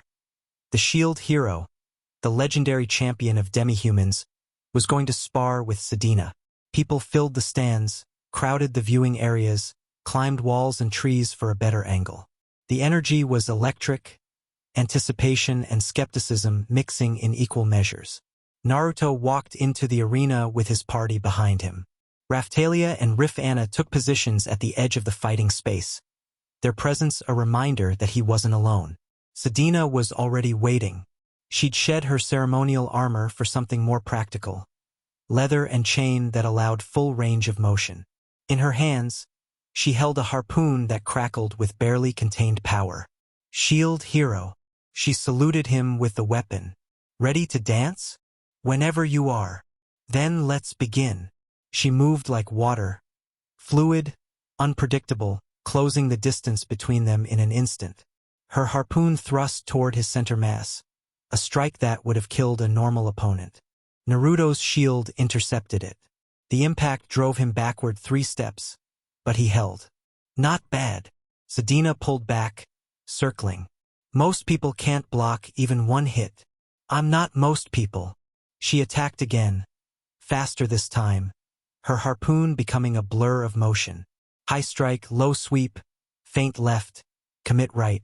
Every blow pushed Naruto back, forced him to react rather than act. Is this all the shield hero can do? Sedina's voice carried across the arena. Block and retreat? The legends spoke of a champion. The crowd murmured. Naruto heard doubt in those whispers, disappointment. They'd expected something more. Fine. He'd give them something more. Air strike shield. The floating barrier appeared between Sedina and her target, forcing her to abort her attack or risk collision. She twisted aside, graceful even in surprise, and Naruto was already moving, closing the gap she'd created. Shield bash. His shield slammed into her midsection with enough force to send a normal fighter flying. Sedina wasn't a normal fighter. She absorbed the impact, redirected the momentum, turned what should have been a devastating blow into a controlled slide backward. But she'd felt it. Naruto could see it in her eyes. Surprise, reassessment, the dawning recognition that this wasn't going to be the easy victory she'd anticipated. Better. She grinned, and there was genuine pleasure in it now. Much better. The fight changed after that. Sedina stopped holding back, and Naruto was forced to use everything he had. Shield prison to trap her. Shield wall to create barriers. Shield of gratitude to heal the minor injuries that slipped through his defenses. She was faster than him, stronger than him, more experienced than him. Every exchange ended with him taking damage he couldn't quite prevent. But he was also learning. Every attack she made, he analyzed. Every pattern he memorized. And with each passing minute, his responses got better, tighter, more efficient, more devastating. You're adapting, Sedina said, genuine admiration in her voice. I've never seen anyone adapt this quickly. Had a lot of practice. Naruto's breath came harder now, but he didn't let it slow him down. Back home, I trained with people way stronger than me. Got my ass kicked every day until I figured out how to kick back. And now I figure things out faster. She came at him with everything she had. A final offensive, harpoon blazing with power, each strike designed to overwhelm his defenses through sheer force. It was the kind of attack that would break lesser heroes, had broken lesser heroes, judging by the scars visible on her opponent's past visible in the arena's honor wall. Naruto planted his feet and raised his shield. Rage shield. The darkness rose. Black flames licked at the edges of his vision. Pain exploded through his body as the cursed weapon activated, feeding on his anger, his trauma, every hurt he'd ever experienced. And all of Sedina's power washed against him like waves against a cliff. She stumbled backward, her harpoon smoking, her arms shaking. For the first time, genuine fear flickered across her features. What is that? Something I shouldn't use. Naruto forced the rage shield down, returning it to dormancy. The backlash nearly dropped him to his knees. But I wanted you to know what I'm capable of. Silence. The crowd stared. The council members, watching from their elevated box, exchanged glances that carried meaning Naruto couldn't read. Sedina recovered first. She straightened, lowered her harpoon, and let out a long breath. I yield. The words echoed across the arena. Whispers erupted. Disbelief. Shock. Something that might have been awe. The shield hero wins, Sedina continued, her voice carrying to every corner of the space. Let no one say he is not worthy of the legend. She crossed the arena to stand before him. Up close, Naruto could see the exhaustion in her eyes, the toll the fight had taken on her. But there was also respect, genuine, hard-won respect. You're full of surprises, shield hero. Naruto. He extended his hand. My name is Naruto. She took it. Sedina. And I think we're going to be friends. The aftermath of the spar changed everything. The council, which had been cautiously hostile, became cautiously supportive. Resources flowed, money, equipment, access to training facilities. The common people of Siltveld, who had been skeptical of a human shield hero, started treating Naruto with something approaching reverence. You've proven yourself, the Grey Wolf counselor told him in a private meeting. The question now is what you intend to do with that proof. Same thing I always intended. Train. Get stronger. Prepare for the waves. And when the waves are finished, then I go home. Naruto met the old counselor's eyes. I told you before, I'm not interested in power. I have people waiting for me in my own world. You're very certain of that. I have to be. If I'm not, I might forget what I'm fighting for. The counselor nodded slowly. The previous shield heroes, the ones we've had records of, they all became consumed by this world's politics. Drawn into conflicts, forced to choose sides, eventually becoming kings or tyrants or martyrs. You're the first one in living memory who seems determined to resist that fate. Maybe I'm just stubborn. Maybe. The wolf's ancient eyes held something that might have been hope. Or maybe you're exactly what this world needs. Training resumed with new intensity. Sedina joined Naruto's sessions, pushing Raphtalia and Rif Anna to levels they couldn't have reached on their own. The Lion Warrior's experience was invaluable. She'd fought in waves before, knew their patterns, understood how to prepare. The monsters will test your weaknesses, she warned during one brutal sparring session. Whatever you think you've mastered, they'll find the gap. That's why you have to be good at everything, not just your specialty. Easy for you to say, Raphtalia gasped, nursing a bruise from a strike she hadn't quite dodged. You're level 50. Level means nothing if you don't know how to use it.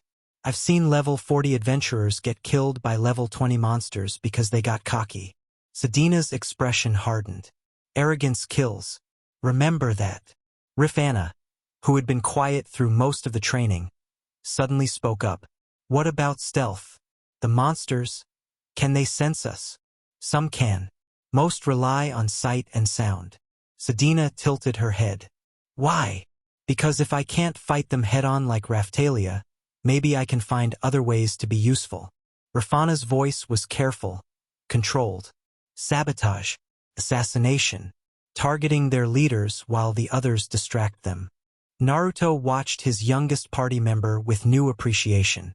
She'd been thinking about this, analyzing her strengths and weaknesses, figuring out how to contribute. The traumatized slave girl he'd rescued was becoming something else. Someone else. That's smart, he said. We'll work on it. Rafana's ears perked up, just slightly. Really? Really? Sadina, do you know anyone who can teach infiltration techniques? Several. The lion warrior grinned. I'll make introductions. The weeks passed quickly after that. Levels climbed, Naruto hit 35. Raphtalia reached 32. Anna pushed up to 28. Their coordination improved, their instincts sharpened, their ability to work as a unit became something almost supernatural. The next wave was approaching. The countdown timer that appeared periodically in Naruto's vision showed less than 2 weeks remaining. We need to be in position before it hits, he told his party over dinner one evening. Siltvelt will have its own wave site, but the big threats usually appear in Melromark. The kingdom may be hostile, but that's where the real danger will be. You want to go back? Raphtalia's tone was neutral, but Naruto could hear the tension underneath. After everything that happened there? I want to protect people. And the people in Melromark need protection as much as anyone else. Even though they hate you? Especially because they hate me. Naruto's jaw tightened. I spent my whole childhood proving to people that I wasn't the monster they thought I was. Some of them never changed their minds. But the ones who did, they became the most loyal friends I've ever had. I'm not going to abandon a whole kingdom of potential friends just because their leaders are assholes. Anna snorted. That's either really noble or really stupid. Probably both. Definitely both, Kurama agreed. They left Siltvelt 5 days before the wave was scheduled to hit. Sadina saw them off at the border, her expression unreadable. You know you don't have to do this, she said. Siltvelt would welcome you, protect you, let you fight from a position of strength. And what about the people in Melromark who can't protect themselves? They're not your responsibility. Everyone's my responsibility. Naruto's voice was quiet but firm. That's what being a hero means. Sadina studied him for a long moment. Then she laughed. A warm, genuine sound. You really are something else, shield hero. She stepped forward and, to his surprise, pulled him into a brief embrace. Come back alive. I'd hate to have to find a new sparring partner. I'll do my best. The road back to Melromark was familiar and strange at the same time. Naruto had traveled it once before, fleeing the capital and mines conspiracy. Now he was returning, stronger, better prepared, ready to face whatever the kingdom threw at him. They crossed the border 2 days before the wave. The checkpoint guards recognized him immediately. Fear flickered across their faces. They'd heard the stories, knew what the shield hero was supposed to be capable of, but they didn't try to stop him. The shield hero has returned, one of them said, his voice carrying to companions. Send word to the capital. Naruto smiled without warmth. Don't bother. I'm not going to the capital. I'm going to where the wave is going to hit. You know where that is? I've got a pretty good idea. He walked past them without slowing down. Raphtalia and Anna flanked him, their presence a reminder that the shield hero wasn't alone anymore. Behind them, the guards scrambled to send messages. In the capital, plans would be adjusted, responses prepared. The king would rage, the princess would scheme, the other heroes would sharpen their weapons. None of it mattered. The wave was coming, and Naruto was going to be ready. They found the wave site the day before it was scheduled to hit. A broad valley surrounded by mountains, with several villages clustered at its heart. The perfect target for dimensional monsters seeking destruction. Evacuate everyone, Naruto told the village leaders. Move them to the mountains. Leave no one behind. Who are you to give us orders? The lead elder was suspicious, aggressive. The heroes are supposed to coordinate with the crown. The crown sent me here to die. I'm trying to keep you alive despite that. Naruto's voice left no room for argument. Evacuate, now, or I'll carry you all to safety myself. The evacuation was chaotic but complete. By the time the countdown timer hit 0, the villages were empty. Only Naruto's party remained, positioned at the valley's center, waiting. The crack in the sky appeared exactly where Naruto expected. Red light poured through. Monsters flooded out, waves of them, more than the first wave had produced. Something had changed. Something had escalated. Here we go, Naruto breathed. Raphtalia drew her sword. Rifana faded into shadows, and the shield hero raised his weapon to meet the darkness.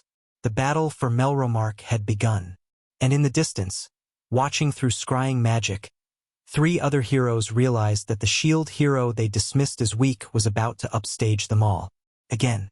Chapter 3, Wings and Fangs. The first wave of monsters hit like a tsunami. Naruto planted his feet and activated Shield Prison, trapping a cluster of wolf-like creatures in glowing barriers while Raphtalia carved through their flanks. Her sword moved in precise arcs. No wasted motion, no hesitation. The girl who'd trembled at the sight of blood 3 weeks ago had become something else entirely. Left side, Naruto called out. Rifana materialized from shadows and drove her knife into the throat of a creature that had been circling for a backstab. It collapsed without a sound, and she was already gone, melting back into darkness before its pack mates could react. This was different from the first wave. The monsters were stronger, faster, more coordinated. They moved with purpose, targeting weaknesses, adapting to the party's tactics in real time. Something's controlling them, Kurama growled. This isn't random aggression, it's strategy. Naruto saw it too, the way certain monsters hung back while others attacked. The feints and probes designed to test his defenses. Whoever or whatever was directing this assault knew what they were doing. Air Strike Shield. A floating barrier intercepted a swarm of flying creatures before they could dive-bomb Raphtalia's position. She glanced up, nodded her thanks, and kept fighting. The crack in the sky was widening. More monsters poured through every second. At this rate, even with their increased levels, they'd eventually be overwhelmed. We need to close it, Naruto said. Or at least slow the flow. How? The wave boss is supposed to be the key, right? Raphtalia parried a claw strike and countered with a thrust that dropped her attacker. Kill the boss? Close the rift? Yeah. But where is it? As if answering his question, the crack shuddered. Something massive pressed against the dimensional barrier, forcing it wider. A shape emerged, wings first, then a serpentine body covered in scales that seemed to absorb light itself. Not a dragon this time. Something worse. The creature's head pushed through, and Naruto got his first clear look at its face. Dozens of eyes, all of them focused on him. A mouth that split its skull vertically, filled with teeth that looked more like crystallized hatred than bone. Okay, he breathed. That's new. The wave boss screamed. The sound wasn't physical. It bypassed his ears entirely and stabbed directly into his brain. Naruto staggered, felt blood drip from his nose, and forced himself upright through sheer stubbornness. Rifana, Raphtalia, fall back to me. They obeyed instantly, years of trust compressed into weeks of brutal training. The 3 of them formed up, Naruto at the front, Raphtalia at his right, Rifana covering their blind spots. The wave boss descended. Fighting a creature from another dimension was nothing like fighting a dragon. The dragon had been powerful but predictable. Fire breath, claw attacks, tail sweeps, dangerous moves, but moves that followed rules. This thing didn't follow rules. It twisted through space in ways that shouldn't have been possible, attacking from angles that didn't exist, its multiple eyes tracking all 3 of them simultaneously. Shield wall. Naruto created a barrier just in time to block a strike that would have bisected Raphtalia. The impact drove him to one knee. His arms screamed. His shield blazed with damage notifications he didn't have time to read. It's too fast, Raphtalia shouted. I can't find an opening. She was right. Every time they tried to counterattack, the creature was already somewhere else. It was playing with them, testing their limits, learning their patterns. In a few more minutes, it would have figured them out completely. Naruto needed to change the equation. Raphtalia, Rifana, get clear. What? Get clear. Now. Something in his voice made them obey without further questions. They disengaged, putting distance between themselves and the battle. Naruto faced the wave boss alone. Kit. Kurama's voice was tense. You're not thinking of... I'm thinking of winning. That power will destroy you if you use it wrong. Then I'll use it right. He reached inside himself, past the normal shield abilities, past the skills he'd unlocked through combat and absorption. Deep in his arsenal, something dark waited. Something hungry. The Rage Shield. It responded to his call like an old friend. Black flames erupted from his weapon, spreading up his arm, across his chest, wrapping around him like armor made of concentrated fury. Pain came with it. Memories of every hurt he'd ever experienced, every betrayal, every moment of loneliness and despair. But Naruto had learned something about pain. It didn't have to control you. You could acknowledge it, accept it, and then use it. Let's go, he charged. The wave boss reacted with something like surprise. Its attacks, which had been precise and measured, became frantic. It wasn't used to prey that fought back with genuine threat. Naruto's shield met its claws and didn't give an inch. The black flames spread with every contact, burning through dimensional matter like acid through paper. The creature screamed again, that psychic assault, but the rage shield drank the pain and converted it to fuel. You're not the first monster I've faced. Naruto's voice came out distorted, deeper than it should have been. You're not the strongest, and you're definitely not going to be the one that breaks me. He activated a skill he'd been saving, something that had unlocked after he absorbed the dragon scale, boosted by the rage shield's dark enhancement. Cursed Dragon Fang. His shield transformed. What emerged was less defensive tool and more offensive nightmare. A mass of black crystalline spikes that shot forward like a living thing, piercing the wave boss through a dozen points simultaneously. The creature's scream cut off mid-note. Its eyes went dark, one by one. Its body began to dissolve, returning to whatever dimension had spawned it. Naruto released the rage shield before it could consume any more of him. The backlash hit immediately. Exhaustion, nausea, the sensation of having run a marathon while on fire. He dropped to his knees, gasping. Naruto! Raphtalia was at his side in seconds. Her hands found his shoulders, steadying him. Are you okay? That power. I've never seen anything like it. I'm fine. He wasn't, but he would be. Is it over? As if in answer, the crack in the sky shuddered one final time and began to close. The remaining monsters, deprived of their leader and their entry point, scattered in panic. Easy pickings for adventurers who'd been watching from a safe distance. Wave boss defeated. The status screen announced. Experience gained. Wave successfully repelled. Time until next wave. Calculating. Naruto let himself fall backward onto the grass. The sky above was returning to its normal color. Birds were starting to sing again.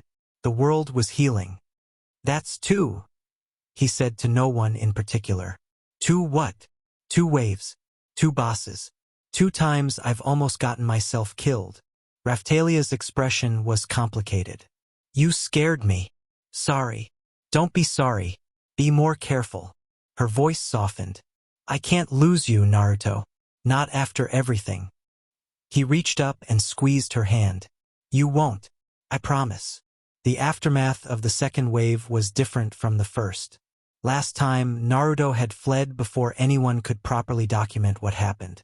This time, there were witnesses, dozens of adventurers who'd watched the shield hero solo the wave boss using power that shouldn't have existed. Word spread faster than wildfire. They're calling it the Black Shield, Rif Anna reported, returning from a reconnaissance trip into the nearest town. Some people think you made a deal with a demon. Others think you've unlocked some kind of ultimate ability. Great. More rumors. Naruto rubbed his temples. What about the other heroes? Arrived 20 minutes after you killed the boss. Fought some cleanup monsters. Declared victory. Rafana's tone was flat. The spear hero gave a speech about protecting the innocent. The bow hero talked about justice. The sword hero just looked annoyed. Sounds about right. They'd set up camp in the evacuated village, waiting for the civilians to return. Naruto wanted to make sure everyone got home safely before moving on to whatever came next. We should head back to Siltveld, Raphtalia suggested. Rest, resupply, plan our next move. Maybe. Naruto stared at the horizon, where smoke still rose from distant battles. Or maybe we stay. Stay? In Melromark? After what they've done to you. Because of what they're doing to everyone else. He turned to face his party. The other heroes aren't taking this seriously. They're treating the waves like a game, competing for glory instead of actually protecting people. If I leave, who's going to pick up the slack? Rifana and Raphtalia exchanged glances. They both knew he was right. They both also knew that staying meant putting themselves in danger, not just from monsters but from a kingdom that wanted them dead. Okay, Raphtalia said finally. We stay, but we do it smart. No unnecessary risks, no walking into obvious traps. Agreed. And we need more people. This from Rifana. 3 fighters isn't enough, no matter how strong we are. We need a proper party. Naruto nodded. I've been thinking about that. Siltvelt offered to send support, but I don't want to create an international incident by bringing foreign soldiers into Melromark. We need to recruit locally. From where? Anyone who joins the shield hero becomes a target. Then we find people who are already targets. Naruto's expression hardened. People who have nothing to lose. People who've been abandoned by the system and are looking for a chance to fight back. The evacuated villagers started returning the next morning. They came in trickles at first, then streams. Families reuniting, damage being assessed, the slow process of rebuilding beginning. Several of them approached Naruto to offer thanks. More kept their distance, still uncertain about the shield hero's reputation. One young woman didn't do either. She marched straight up to where Naruto was helping repair a collapsed fence and stopped 3 feet away. Hands on her hips, green hair wild and eyes blazing. You're the shield hero. That's what they tell me. I want to join your party. Naruto set down the fence post he'd been holding. Just like that. Just like that. The woman didn't blink. I saw what you did yesterday. The way you fought, the way you protected everyone. That's what I want to do. That's who I want to be with. You know what happens to people who associate with me, right? The king wants me dead. The church thinks I'm a demon. Anyone in my party becomes a target. Good. Her voice was fierce. I'm already a target. Might as well be a target with purpose. Naruto studied her. Level 22, according to his status screen's party analysis function. Decent stats, nothing exceptional. But there was something in her eyes. A fire that reminded him of himself at that age. What's your name? Philo. What's your story, Philo? The fire in her eyes flickered. My village was destroyed in the first wave. I was the only survivor. Spent the last month trying to find the heroes, trying to join their parties, trying to find someone who would actually let me fight. She laughed bitterly. The spear hero said I wasn't pretty enough. The bow hero said I wasn't experienced enough. The sword hero just ignored me. And the shield hero? The shield hero killed a wave boss by himself and then helped repair fences instead of going to claim his reward. Philo met his gaze directly. That's the kind of hero I want to follow. Naruto considered his options. She was untested, probably undertrained, potentially a liability in serious combat. Taking her on meant accepting responsibility for her safety, her growth, her survival. Then again, the same had been true of Raphtalia and Rifana. Okay, he said. You're in. Philo's expression went through surprise, disbelief, and joy in rapid succession. Really? You're serious? I'm serious. But there are rules. Naruto held up a finger. First, you train when I tell you to train. No arguments, no complaints. Second, you follow orders in combat. I don't care if you disagree. When we're fighting, what I say goes. Third, you treat the rest of the party with respect. We're a team, not a hierarchy. I can do that. Fourth, his voice softened. You tell me if something's wrong. If you're hurt, scared, struggling, anything. I can't help you if I don't know what's happening. Philo's eyes glistened. You really mean that, don't you? You actually care. Of course I care. You're going to be part of my family now. Naruto extended his hand. Welcome to the party, Philo. She took his hand and didn't let go for a long time. The next few days were busy. Philo integrated into the party faster than Naruto expected. She had a natural affinity for combat that their training sessions quickly revealed. Raw talent that just needed direction. Her weapon of choice turned out to be throwing knives, which she could hurl with surprising accuracy after only a few lessons. "She's got good instincts," Raphtalia observed. "Not as good as Rafana's, but more aggressive. She'll charge in where Rifana would circle around. Different styles for different situations." Naruto watched Philo practice against a training dummy. "We needed a forward attacker anyway. Someone to draw attention while you and Rifana do the precision work." Their party dynamic was shifting. With 4 members instead of 3, tactics became more complex. Naruto spent hours working out formations, signals, fallback positions. The shield's support capabilities multiplied with each new ally. Buffs that stacked, healing that spread, defensive bonuses that covered the entire group. "You're building an army," Kurama observed. "I'm building a family. Same thing in your case."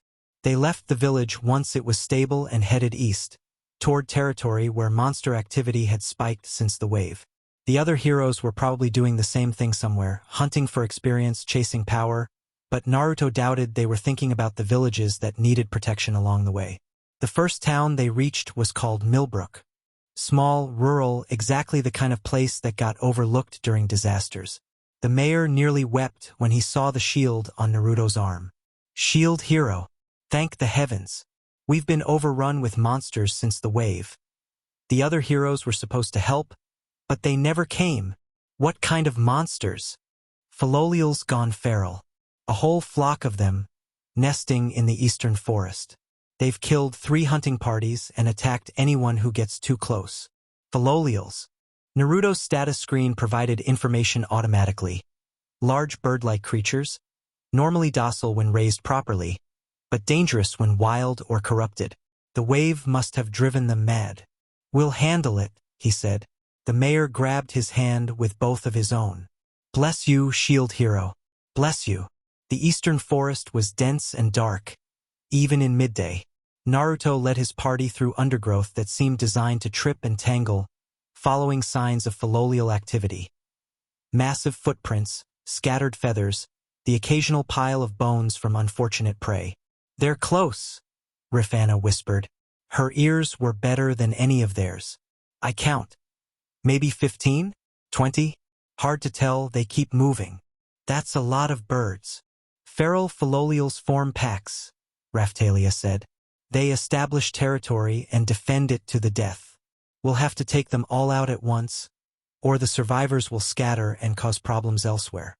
"Okay, new plan." Naruto crouched, drawing a rough map in the dirt. "Raphtalia, you take the north approach. Philo, south. Rifana, circle around and cut off their retreat to the east. I'll draw their attention from the west and keep them focused on me." "You're making yourself bait again," Philo said. "Is that wise?" "It's what I'm built for." Naruto tapped his shield. "I can't deal damage worth a damn, but I can survive pretty much anything. Let me do what I'm good at." They split up. Naruto gave them 5 minutes to get into position before stepping into the clearing where the philolial pack had made their nest. The birds noticed him immediately. 24 heads swiveled in his direction, beady eyes locking onto the intruder. They were beautiful in a terrifying way. Massive creatures covered in feathers that ranged from white to gray to black, with beaks that could crush armor and legs that could outrun horses. "Hey!" Naruto said conversationally. "Nice place you've got here. Very cozy. Very defensible. One problem, though. The lead philolial, bigger than the others, its feathers streaked with red, let out a screech that shook the trees. You're scaring the locals, so we're going to have to ask you to leave." The pack charged. Naruto raised his shield. "Now!" His party struck from 3 directions at once. Raphtalia's sword carved through the northern flank before they knew she was there. Philo's throwing knives took out 2 birds mid-stride. Rifana materialized behind the pack and started picking off stragglers with ruthless efficiency. Naruto held the center. His shield absorbed pecks and kicks that would have killed ordinary warriors. Shield prison trapped aggressive birds for his teammates to finish. Air strike shield protected allies when the fighting got too chaotic. It was working. They were winning. Then the lead philolial did something unexpected.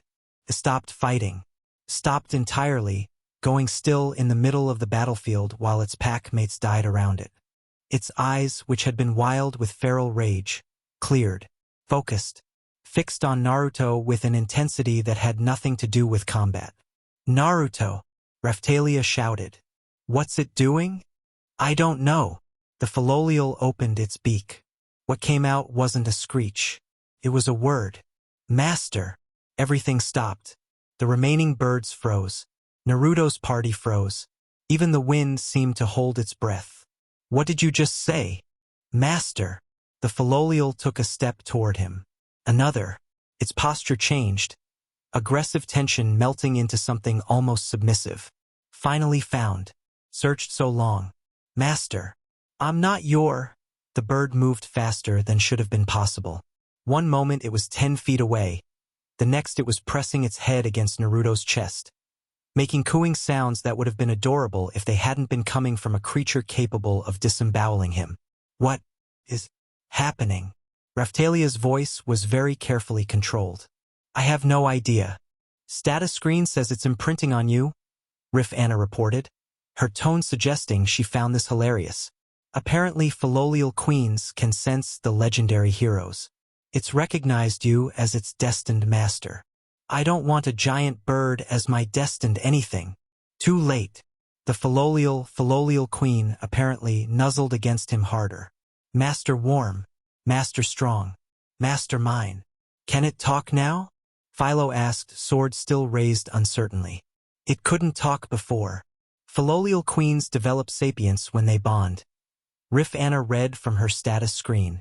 "Intelligence, speech capability, eventual humanoid transformation. It's basically becoming a person because of you." Naruto looked down at the massive bird currently treating him like a favorite toy. Its red-streaked feathers were soft, actually, and its eyes, now that the feral madness had cleared, held something that looked almost like devotion. "Do you have a name?" he asked. "No. Master gives name." "I'm not your—" He stopped, sighed, accepted the inevitable. "Fine. Your name is FIA. How's that?" "FIA." The bird tested the word, then chirped happily. "FIA is FIA. Master gave FIA name. FIA loves Master." Behind him, Raphtalia was making a sound that might have been suppressed laughter. Anna had given up on suppression entirely and was cackling openly.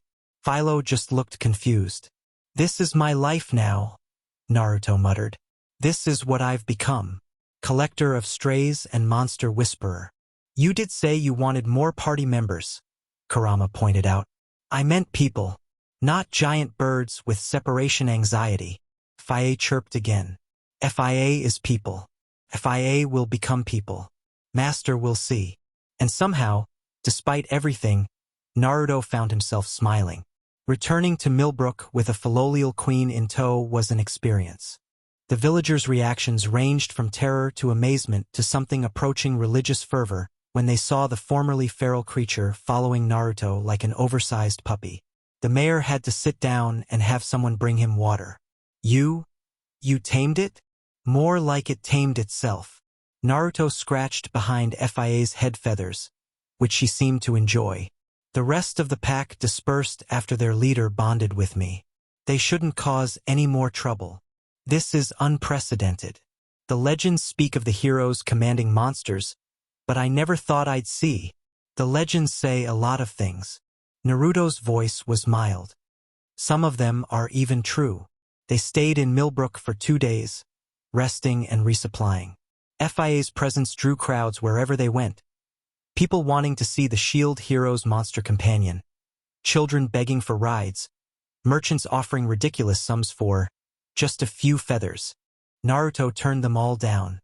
FIA wasn't merchandise. She was family. "You really mean that?" Raphtalia said one evening, watching Naruto brush FIA's feathers while the bird made contented sounds. "About family. You keep using that word. Because that's what we are." Naruto didn't look up from his work. "Where I come from, family isn't just blood. It's the people who choose to stand beside you. The ones who see you at your worst and don't leave. Is that how you see us? How you see me?" Something in her voice made him pause. He turned to face her properly. Raphtalia had changed since they first met. The traumatized slave girl was gone, replaced by a confident warrior who'd fought beside him through 2 waves. Her body had changed too. Demihumans aged differently when they leveled up, and she'd grown from childlike proportions to those of a young adult. The transformation had happened so gradually that Naruto hadn't really processed it. He was processing it now.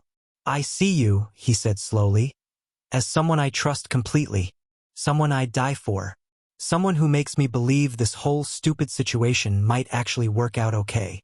Raphtalia's cheeks colored. That's a lot. Too much. No. She stepped closer. Not enough. The kiss caught him off guard. It was brief, tentative, barely more than a brush of lips, but it sent electricity through his entire body. "Raphtalia, don't." She pressed a finger to his lips. "Don't analyze it, don't question it, don't make it weird. Just let it be what it is. Okay?" Naruto swallowed. "Okay." She smiled, that real smile, the one that transformed her whole face, and walked away, leaving him standing there with a grooming brush in one hand and a complete inability to form coherent thoughts. "Smooth," Kurama said. "Shut up. I'm just saying, for someone who fights like a demon, your romantic skills are—" "I said shut up," Fia chirped questioningly. "Master okay?" "Master's heart is beating very fast. I'm fine. Everything's fine. Nothing is happening and I am completely in control." Fia tilted her head. "Master is lying." "Yeah." Naruto let out a long breath. "Master is definitely lying." The next village on their route was called Thornfield. They never made it there. The ambush came without warning. One moment they were walking through a mountain pass, Fia carrying their supplies on her back, the party spread out in standard travel formation. The next moment the world exploded. Down! Naruto's shield absorbed the first spell. Some kind of concussive blast that would have liquefied his internal organs without protection. He rolled, came up in a defensive stance and started counting enemies. Dozens of them. Armored soldiers in formation, mages chanting in the back lines, archers on the cliffsides above.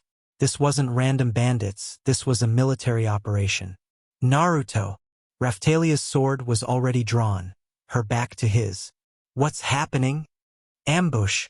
Everyone to me!" Anna materialized from shadows, bleeding from a cut on her arm. Philo scrambled to join them, her throwing knives in hand. Fia screeched and transformed, her body shifting, shrinking, feathers becoming hair and skin until a young woman with wild red-streaked white hair stood beside them in a simple dress. "Fia, protect Master." "Fia, you don't have combat training in this form." "Fia, protect Master." The soldiers attacked. What followed was chaos. Naruto's party was outnumbered 10-1 against trained combatants who'd prepared specifically for this encounter. Every advantage they had, coordination, raw power, experience, was countered by sheer numbers and strategic positioning. Shield wall. A barrier blocked a volley of arrows. Prison. 3 soldiers trapped, but 6 more took their place. Air strike. A mage knocked off the cliff, but another finished the spell their colleague had started. "There's too many," Philo shouted. "We have to retreat." "Can't." Anna pointed to their escape routes. "They've blocked the pass in both directions." They were trapped, surrounded, running out of options. Naruto reached for the rage shield. "Don't." The voice came from everywhere and nowhere. The soldiers froze. The mages stopped chanting. Even the wind seemed to still. A woman stepped out of thin air. She was tall, elegant, dressed in a kimono that shimmered with power. Her eyes were cold, calculating, and they were fixed directly on Naruto. "You won't need that power here, Shield Hero. This isn't a battle. Could have fooled me. This is an evaluation." The woman gestured, and the soldiers lowered their weapons. "The attacks were meant to test your responses, not kill you. If we wanted you dead, you'd already be dead." "Who are you?" "My name is Glass." She inclined her head slightly. "I am the fan hero, and I am here to determine whether you are worth saving." The military force withdrew at Glass's command, leaving Naruto's party standing in a clearing surrounded by a whole lot of questions. Worth saving from what? Raphtalia kept her sword drawn. Is that a threat? No. A warning. Glass studied each of them in turn. You fight well. Better than I expected. But the waves are not what you think they are. Then what are they? A symptom. Glass began to pace, her kimono trailing behind her. Your world and mine are colliding. Each wave represents an intersection point, a place where the boundaries between dimensions wear thin. The monsters that come through, they're not invaders. They're refugees. Refugees who kill everyone they encounter, Naruto said flatly. Because they have no choice. The collision is driving them mad, stripping away their intelligence, leaving only instinct.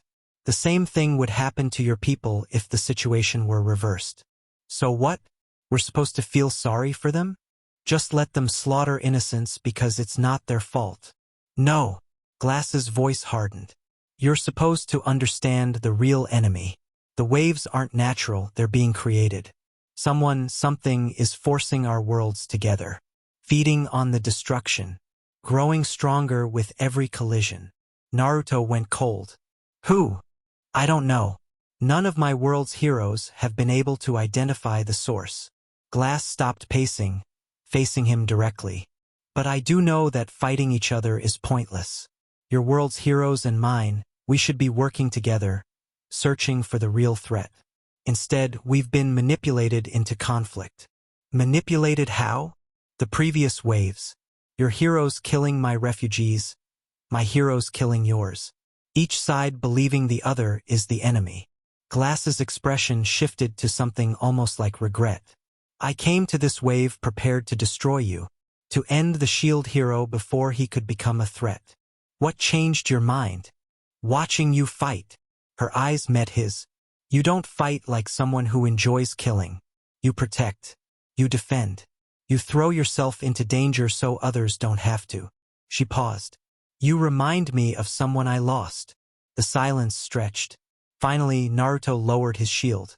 What do you want, Glass? A truce. Information sharing. The possibility of an alliance if it comes to that. She held out her hand. I know this is difficult to accept. You have no reason to trust me, and every reason to believe this is another trap. But the alternative is continuing to fight a war neither of us can win while the real enemy laughs at our foolishness. Naruto looked at his party. Raphtalia's expression was wary but thoughtful. Rifana seemed to be calculating odds. Philo just looked confused. Fia, still in human form, had positioned herself between Naruto and Glass with protective intent. I need to think about it, he said. Of course. Glass withdrew her hand but didn't seem offended. I'll find you again before the next wave. Perhaps by then you'll have learned enough to understand what I'm offering. She began to fade, her body becoming translucent. Wait. Naruto stepped forward. If you can travel between worlds, why didn't you just come talk to me instead of staging an ambush? Glass paused mid-dissolution. Something that might have been amusement flickered across her features. Because I needed to see what you were made of.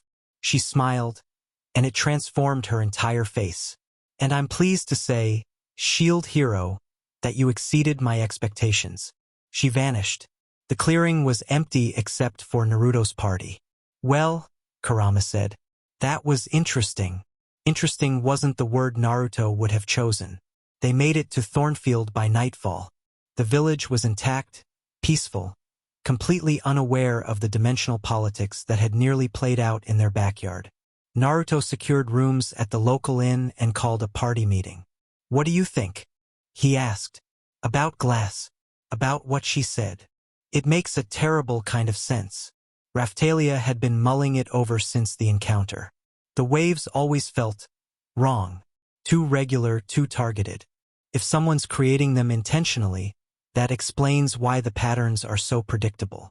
But it could also be a trick, Rifana pointed out. What better way to neutralize the shield hero than to convince him the real enemy is someone else? While he's chasing shadows, the actual waves continue. Fia doesn't like Scary Lady, Fia contributed. Scary Lady smells like death. That's not helpful. Is true though. Naruto rubbed his temples. The problem is, I can't dismiss what she said entirely. There's too much about the waves that doesn't add up. Why for heroes? Why these specific weapons? Why do we get stronger by killing things that don't even come from this dimension? You think there's a game master, Philo said suddenly. Someone behind the scenes, setting up the rules, making us dance. Maybe. I hope not. He thought about Kagaya, about the God Tree, about cosmic forces that played with mortals for their own inscrutable purposes. But I've seen it before. What do? We keep doing what we're doing. Protect people, get stronger, prepare for the waves. Naruto's voice firmed with resolve. And we start looking for answers. There has to be someone in this world who knows more than they're telling. The church, Raphtalia suggested. They maintain records going back centuries. If anyone knows the truth about the wave's origin, it would be them. The church also wants me dead. Details. Important details. We can be sneaky. Rafana's smile was not reassuring. I've been practicing. The next 3 weeks passed in a blur of training, monster hunting, and careful investigation. Naruto's level climbed to 42. Raphtalia hit 40, Rifana 36, Philo 34. Fia, who trained by fighting in her bird form, reached level 38 and discovered she could partially transform. Human body with philolial wings and legs, a hybrid form that combined the best of both. Pretty, she declared, examining herself. Fia is very pretty. You're ridiculous, Rifana said, but she was smiling.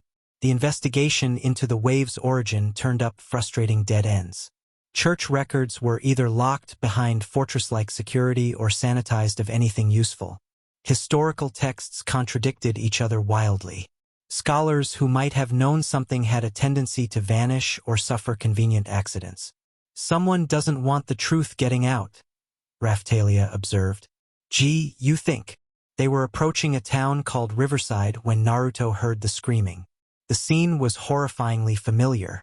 An overturned wagon, armed men on horseback, and a cluster of demi-human children huddled together in chains. Slavers again. Different crew, same evil. Not again. Naruto's voice was cold. His party was already moving.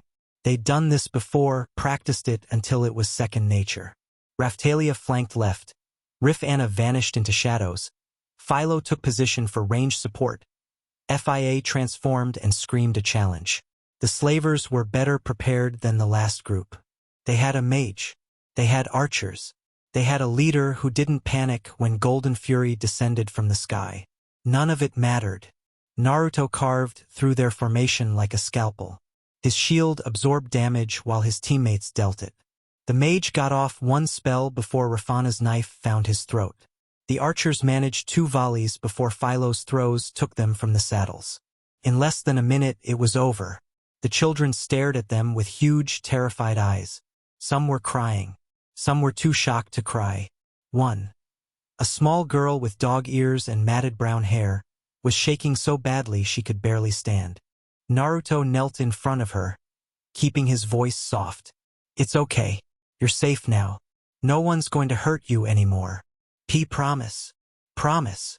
The girl lunged forward and wrapped her arms around him, sobbing into his chest. The others followed, surrounding him in a pile of desperate, grateful children. Here we go again, Raphtalia murmured, but her expression was soft. He really can't help himself, Rifana agreed. Master is kind. Fia, back in human form, watched with something like reverence. Fia chose good master. The children, 8 of them ranging from 6 to 12, had been captured from various villages across the region. The wave had created chaos, and the slavers had used it as cover for their operations. We need to get them home, Naruto said. But some of them might not have homes to go back to. We can't take care of 8 more children. Raphtalia's voice was gentle but firm. We're not equipped for it. We're barely equipped to take care of ourselves. I know. So what do we do? Naruto thought about it. About the networks he'd accidentally built, villages he'd protected, families who owed him debts, a nation to the east where demi-humans were valued instead of enslaved. We use the resources we have, he decided. Contact Sedina in Siltvelt. Ask if there are foster families who'd take in orphan children. For the ones who still have homes, we escort them personally. That could take weeks. Then it takes weeks. His voice brooked no argument. These kids have been through enough. The least we can do is make sure they end up somewhere safe. The small girl with dog ears, her name was Kira, he'd learned, tugged on his sleeve. Are you really the shield hero? The one from the stories? I'm a shield hero. Not sure if I'm the one from any particular story.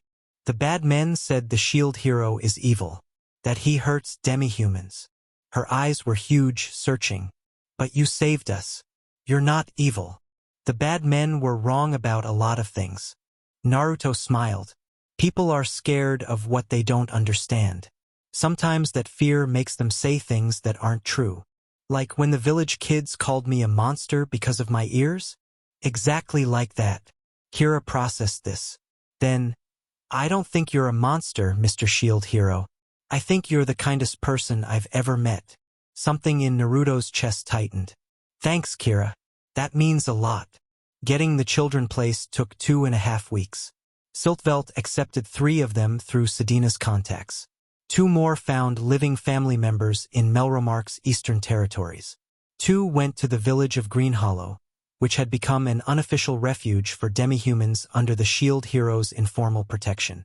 That left Kira. No family. No home. No one willing to take in an orphan dog demi-human with trauma issues and attachment problems. She's been following you around like a puppy, Raphtalia observed on day 15. Literally. I know. She won't go more than 20 feet from you without panicking. I know. She started calling you Papa when she thinks you can't hear. Naruto's head dropped into his hands. I know. So what are you going to do about it? There was only one answer. There had only ever been one answer. Kira. He found her hiding behind FIA, watching him with those huge, hopeful eyes. How would you feel about staying with us? Permanently? The scream of joy nearly deafened him. Kira launched herself at his chest, crying and laughing simultaneously, while FIA made approving sounds and Raphtalia smiled, and even Rifana looked suspiciously emotional. I'll take that as a yes. Yes, yes, yes, yes, yes. Kira was bouncing, her dog ears perked up, her tail wagging so hard her whole body shook. I promise I'll be good. I'll train and fight and help with chores and never complain and… You don't have to be good. Naruto ruffled her hair. You just have to be yourself. That's enough. She stared at him like he'd handed her the moon. Okay, Papa. The wave countdown hit 0 on a clear afternoon in late autumn. Naruto's party was ready. They'd positioned themselves near the most likely impact site, a coastal region where Glass had hinted something important might happen. Kira had been left with friendly contacts in Riverside, safely out of the combat zone. Here it comes, Raphtalia said, watching the sky crack open. Remember the plan, Naruto reminded them. We fight smart. We protect each other. And if Glass shows up, we talk first, fight later. Rifana nodded. We know. FIA will protect Master and Sisters. I'll watch your backs. Philo's expression was determined. Nobody's dying today. The crack widened. Monsters poured through. And somewhere behind them, a shimmer of displaced air announced the arrival of someone unexpected. Well, well, the voice was arrogant, familiar, and absolutely the last thing Naruto wanted to hear. Looks like we finally found you, Shield Demon. He turned. Motoyasu Kitamura, the spear hero, stood at the head of a small army. Behind him were Rin and Itsuki with their own forces. And at Motoyasu's side, smiling her poison smile, was mine. You're under arrest, she announced sweetly, for crimes against the crown. The wave raged overhead. Monsters fell from the sky, and Naruto found himself facing enemies on 2 fronts. Just another day as the Shield Hero. Chapter 4. The woman from another world. Naruto didn't move. Behind him, the wave spewed monsters into the sky. In front of him, 3 heroes and a small army waited for his response. Mine's smile hadn't wavered. You've got to be kidding me. Does this look like a joke? Motoyasu stepped forward, spear gleaming. We've been hunting you for weeks, shield demon. The princess told us everything, how you tried to assault her, how you've been raiding villages, how you've built an army of demi-human terrorists. And you believed her. Naruto's voice was flat. Without evidence. Without questioning the story. Just took her word for it. Why would she lie? I don't know, Motoyasu. Maybe because she's a manipulative snake who tried to frame me the night we were summoned. Naruto gestured at the crack in the sky, where another wave of monsters was emerging. Can we maybe discuss this later? There's kind of a dimensional incursion happening. The wave can wait. Ren's voice was cold, calculating. You're the bigger threat. Are you insane? Look at what's coming through that portal. Monsters we can handle. Itsuki raised his bow. A rogue hero building power in the shadows? That's a real problem. Naruto felt his party tensing around him. Raphtalia's hand was on her sword. Rifana had already faded into partial shadow. Philo was calculating angles, and FIA's form flickered between human and philolial. Don't. He kept his voice low, meant only for them. We're not fighting other heroes. They're going to attack us, Raphtalia hissed. They're idiots being manipulated by a sociopath. That's different from being enemies. Naruto raised his voice. Motoyasu, Ren, Itsuki, I'm gonna say this once. I didn't do any of the things mine accused me of. She tried to set me up the night of the summoning, and I saw through it. Everything since then has been her revenge. Lies. Mine's voice was shrill. He's trying to confuse you. This is exactly what demons do. Ask yourself something. Naruto kept his attention on the other heroes, ignoring her. In all the time since the summoning, have you seen me do anything evil? I've fought in both waves. I've protected villages. I've saved demi-human children from slavers. What have I done that makes me a demon? Motoyasu hesitated. Naruto saw doubt flicker across his face. He's killed soldiers. Mine jumped in. Royal soldiers sent to bring him to justice. Soldiers who ambushed me in a mountain pass while a wave was active. Soldiers who attacked without warning, without identification, without giving me any chance to surrender peacefully. Naruto's voice hardened. I defended myself. That's not murder, that's survival. He's twisting everything. Mine grabbed Motoyasu's arm. You can't believe him. He's the shield demon. Mine, maybe we should. I order you to attack him. The word hung in the air. Order. Not ask. Not suggest. Order. Ren's eyes narrowed. Since when do you give orders to heroes? I'm the crown princess. I have authority over the kingdom's forces, not over us. Itsuki lowered his bow slightly. We're legendary heroes. We don't take orders from anyone. Mine's composure cracked. For just a moment, Naruto saw the real person underneath, cold, calculating, furious at losing control. Then the mask slammed back into place. Of course, I apologize. I'm just worried about the danger he represents. She softened her voice, made it gentle and concerned. Please, heroes, for the sake of the kingdom, for the sake of all the innocent people he might hurt. One question. Ren stepped forward, studying Naruto with analytical eyes. You said mine tried to frame you the night of the summoning. What actually happened? Naruto told them. The spiked drinks, the midnight visit, the knife, the threat and his response. He kept it factual, unemotional, letting the events speak for themselves. When he finished, the other heroes exchanged glances. That's... Motoyasu shook his head. That can't be right. Mine would never. She volunteered to join my party. Naruto cut him off. Think about that. The princess of a kingdom that hates the shield hero, volunteering to travel with me alone. Didn't that seem strange to you? Didn't you wonder why? I thought she was being noble, helping someone no one else would help. Then why did she leave and join your party the very next day? When did the accusations start? Right after she showed up with you, right? Motoyasu's face went through several expressions. Confusion, doubt, the beginning of understanding. "You're lying," he said, but his voice had lost its conviction. A monster crashed into the ground 50 meters away. Then another. The wave wasn't waiting for them to sort out their drama. "Look!" Naruto stepped forward, hands visible, shield low. "We can argue about this forever, or we can deal with the actual threat. Fight me if you want, but do it after we've stopped the wave. Deal?" Ren was the first to nod. "That's reasonable." "Fine." Itsuki still looked suspicious but lowered his bow completely. "After the wave."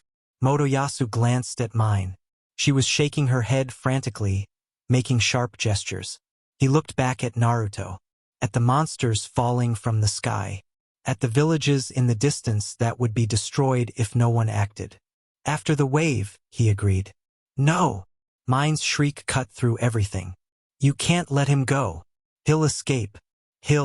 Mine." Motoyasu's voice was tired. "Shut up." Silence. Even the monsters seemed to pause. What? I said shut up. I'm trying to think. And I can't do that with you screaming in my ear. Motoyasu rubbed his temples. Something's not adding up. I need time to figure out what. Mine's expression cycled through shock, fury, and something that looked almost like panic. "Motoyasu, sweetie, you don't understand." "Probably not. That's the problem." He turned away from her. "Shield hero. Temporary truce. Temporary truce." Naruto allowed himself a small smile. Try to keep up. Fighting alongside the other heroes was an experience. Their combat styles were completely different from what Naruto was used to. Ren fought like a solo player, devastating single-target damage, but no awareness of anything beyond his immediate opponent. Itsuki stayed back, sniping at range, effective but disconnected. Motoyasu was the closest to a team fighter, but his idea of teamwork was having pretty girls cheer him on while he did all the work. None of them coordinated. None of them supported each other. They fought as four individuals who happened to be in the same place, not as a unified force. "They're terrible," Kurama observed. "They're inexperienced." Naruto blocked a claw strike aimed at Itsuki's back. The bow hero hadn't even noticed the threat. "They think this is a game. Levels and stats and optimized builds. And you think it's something else? I think it's a war. Wars aren't won by individuals. They're won by teams." The wave boss emerged 20 minutes into the battle.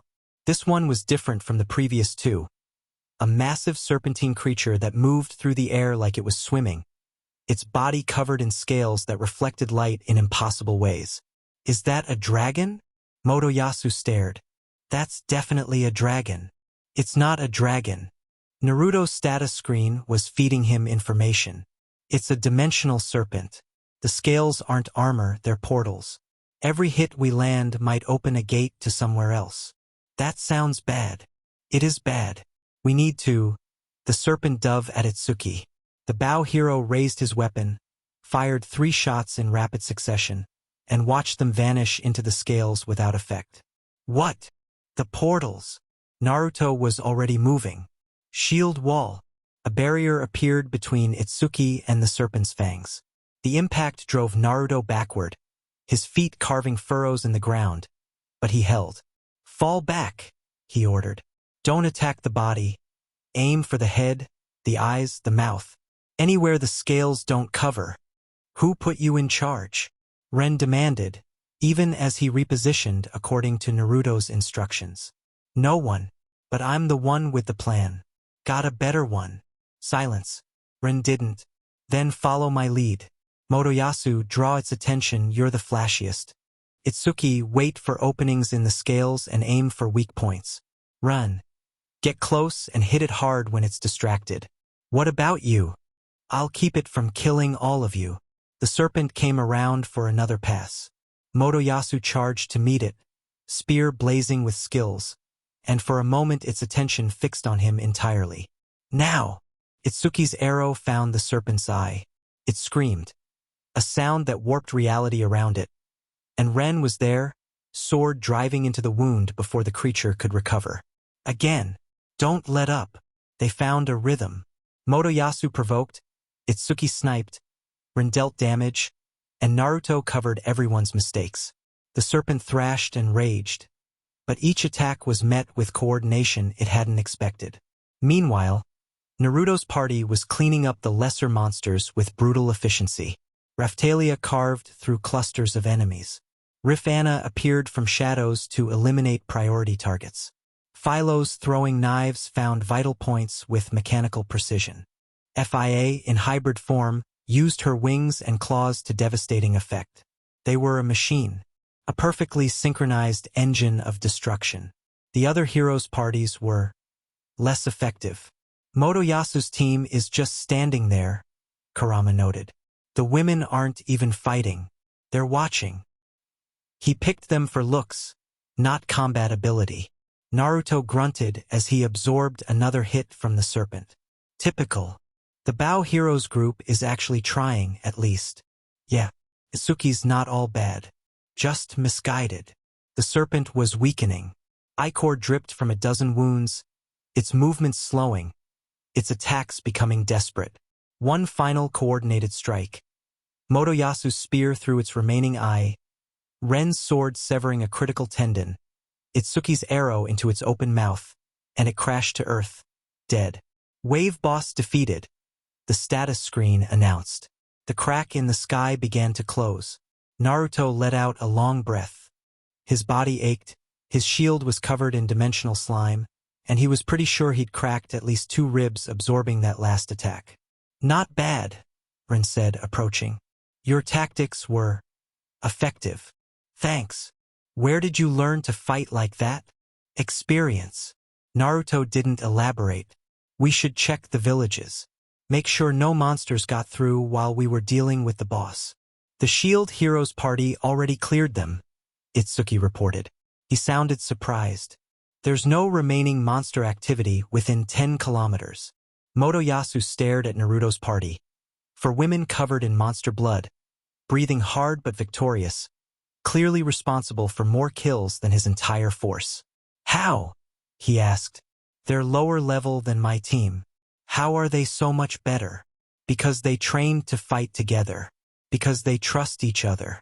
Because they understand that this isn't a game. Naruto met his eyes. Your party members are accessories, Motoyasu. Mine are family. The spear hero looked at mine, who was standing off to the side, conspicuously clean, not having participated in any of the fighting. Something shifted in his expression. I think, he said slowly, we need to talk. They talked. Not immediately. There were wounded to tend, villages to check, the aftermath of a wave to manage. But later, after the sun had set and fires had been lit, the 4 heroes gathered in a commandeered farmhouse while their parties waited outside. Start from the beginning, Rin said. The night of the summoning. What actually happened? Naruto told the story again. In more detail this time. The spiked drinks, Mine's behavior, her midnight visit with a knife, his decision to leave before the frame-up could be completed. Why didn't you report it? Itsuki asked. Go to the king. Tell him what she tried to do. Because the king hates me. Naruto laughed without humor. Didn't you notice? The way he looked at me during the audience, the way the funding was distributed, the way everyone treated the shield hero compared to the rest of you. They wanted me to fail. Mine's plan was probably his idea in the first place. That's a serious accusation, Rin said. It's the truth. Check the history if you don't believe me. There's been a campaign against the shield hero in Melromark for generations. The church teaches that the shield is demonic. The crown has standing orders to undermine any shield hero that gets summoned. But why? Politics, religion, fear of power they can't control. Naruto shrugged. Take your pick. The point is, I was never going to get a fair hearing. So I left and built my own support network. Motoyasu was quiet through most of this, his expression troubled. Finally, mine. The things she said about you, the accusations, they were very detailed. Made-up details are easy when you're not worried about consistency. But she seemed so sincere, so concerned about the kingdom's safety. She's a good actress.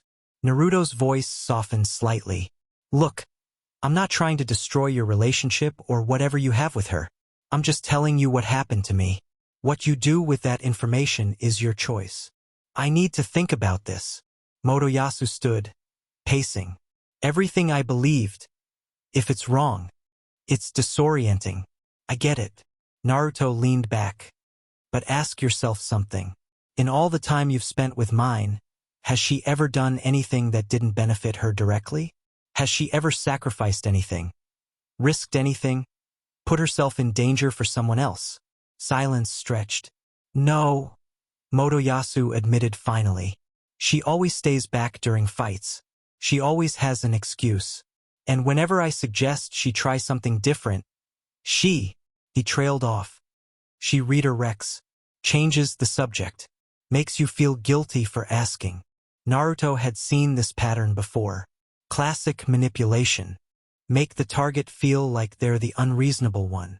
How do you know so much about this? I grew up surrounded by people who wanted to use me. Naruto's smile was bitter. You learned to recognize the signs. Ren and Itsuki exchanged glances. Whatever they were thinking, they kept it to themselves. So what happens now? Ren asked. The truce is over. Are we supposed to fight you? That's up to you. I don't want to fight other heroes. We're supposed to be on the same side. Naruto spread his hands. But I'm not going to let anyone drag me back to the capital in chains either. If you try to force the issue, I'll defend myself.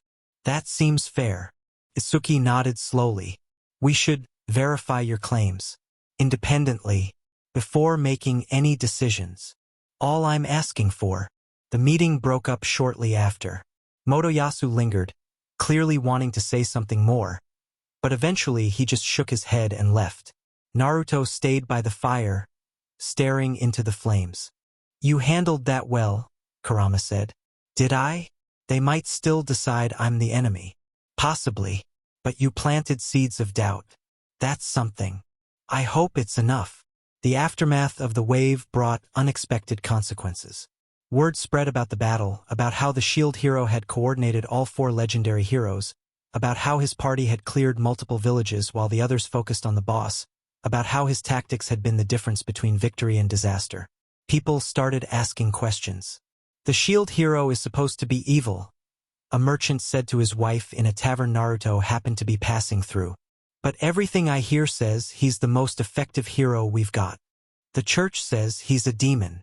The church also says the sun revolves around the earth. Maybe they're wrong about both. The church heard these whispers, and they didn't like them. The summons came 3 days after the wave. Naruto was training with his party in a remote field when a hawk descended from the sky, a message cylinder attached to its leg.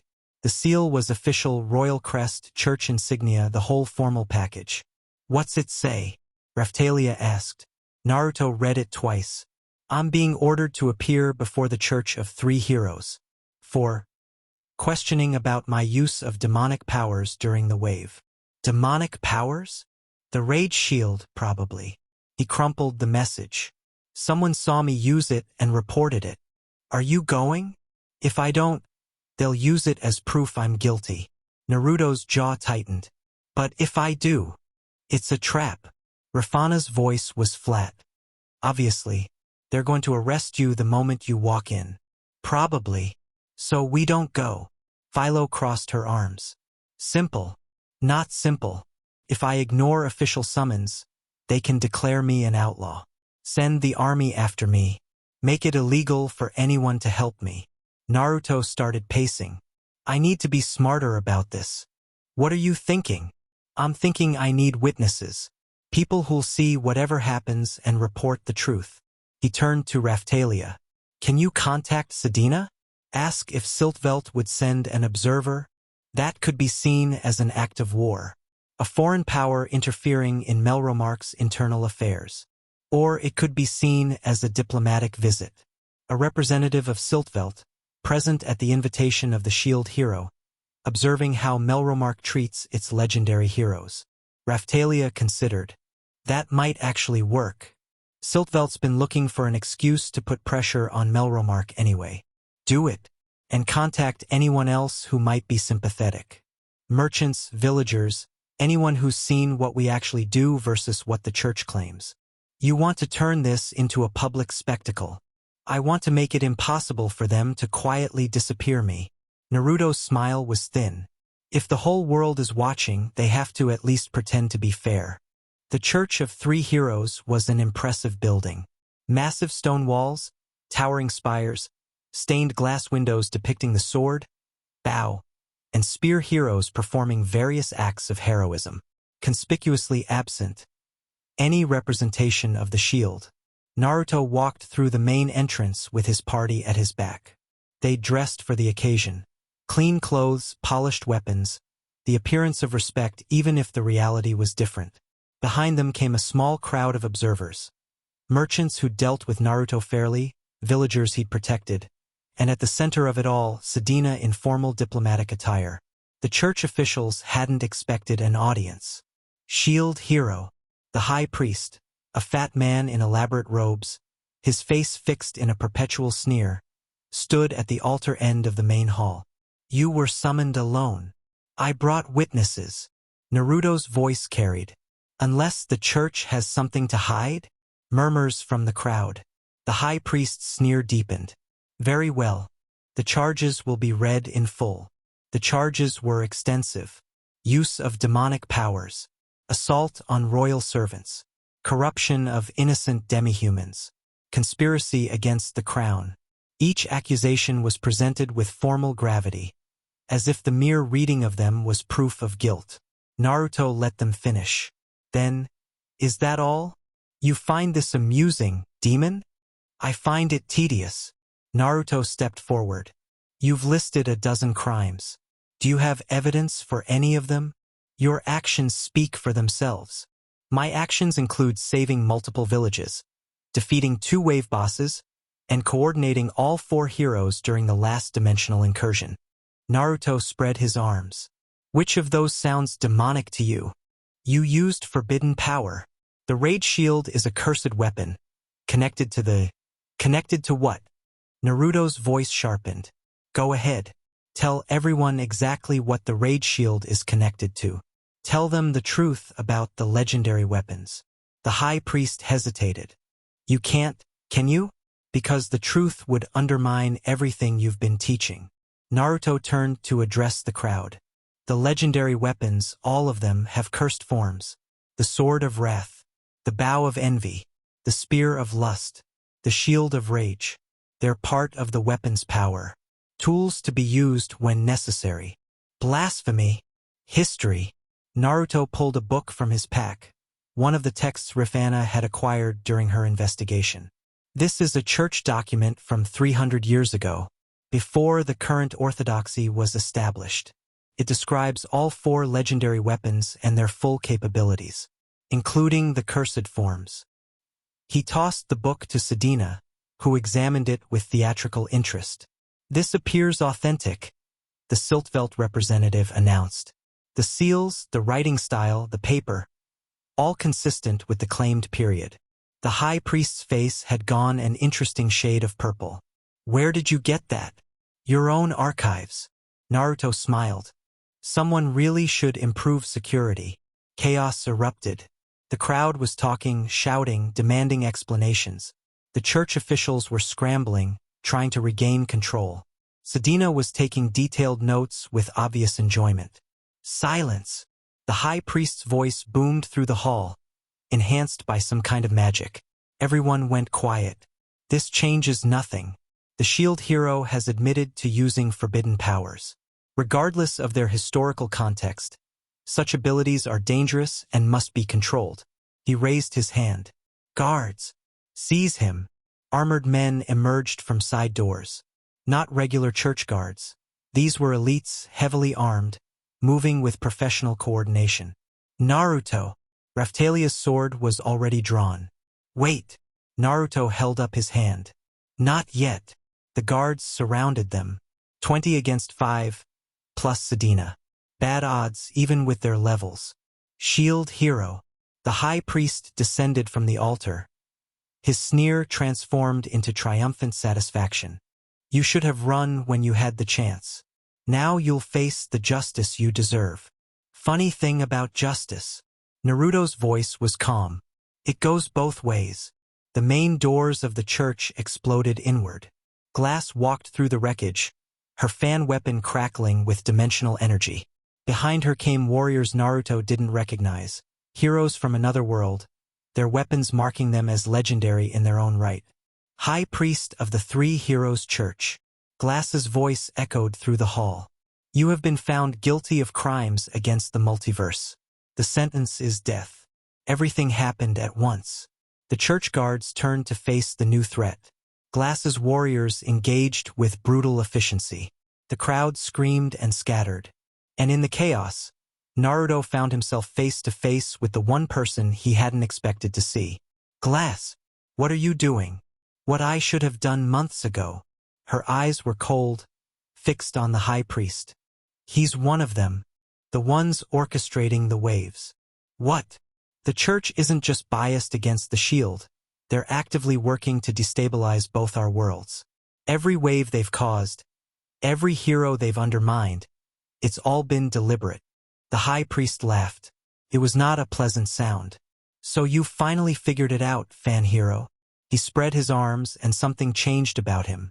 The fat, pompous official dissolved, replaced by something taller, darker, wrong in ways Naruto couldn't quite articulate. Too late, I'm afraid. Far too late. What the hell? Kurama's voice was sharp. Kit, that's not human. That's not even from this dimension. I know. The thing that had been the High Priest smiled with too many teeth. The waves were always a tool, a way to weaken both worlds, drain their energy, prepare them for harvesting. And you heroes, you've been playing your parts perfectly. Harvesting for what? Glass demanded. For the master, the one who exists between dimensions, the one who feeds on the collision of worlds. The creature's form continued to shift, growing larger, more monstrous. You can't stop what's coming. The plan is already in motion. Both your worlds will fall, and from their ashes. Naruto hit him with the rage shield. No warning, no build-up, just sudden, explosive violence that sent the creature smashing through the altar and into the wall behind it. I'm really tired of monologuing villains. Naruto's voice was distorted, the cursed power bleeding through. Glass, is that thing killable? I don't know. She moved to flank it. But I'm willing to find out. The battle that followed was unlike anything Naruto had experienced. The creature, whatever it was, fought with abilities that broke the rules of reality. Attacks that came from impossible angles. Defenses that existed in multiple dimensions simultaneously. A presence that pressed against their minds, trying to find cracks in their resolve. Glass was incredible. Her fan techniques sliced through dimensional barriers like paper, creating openings that Naruto exploited with shield skills he hadn't known he possessed. Her warriors, a sword user named Lark and a scythe wielder named Therese, coordinated with them as if they trained together for years.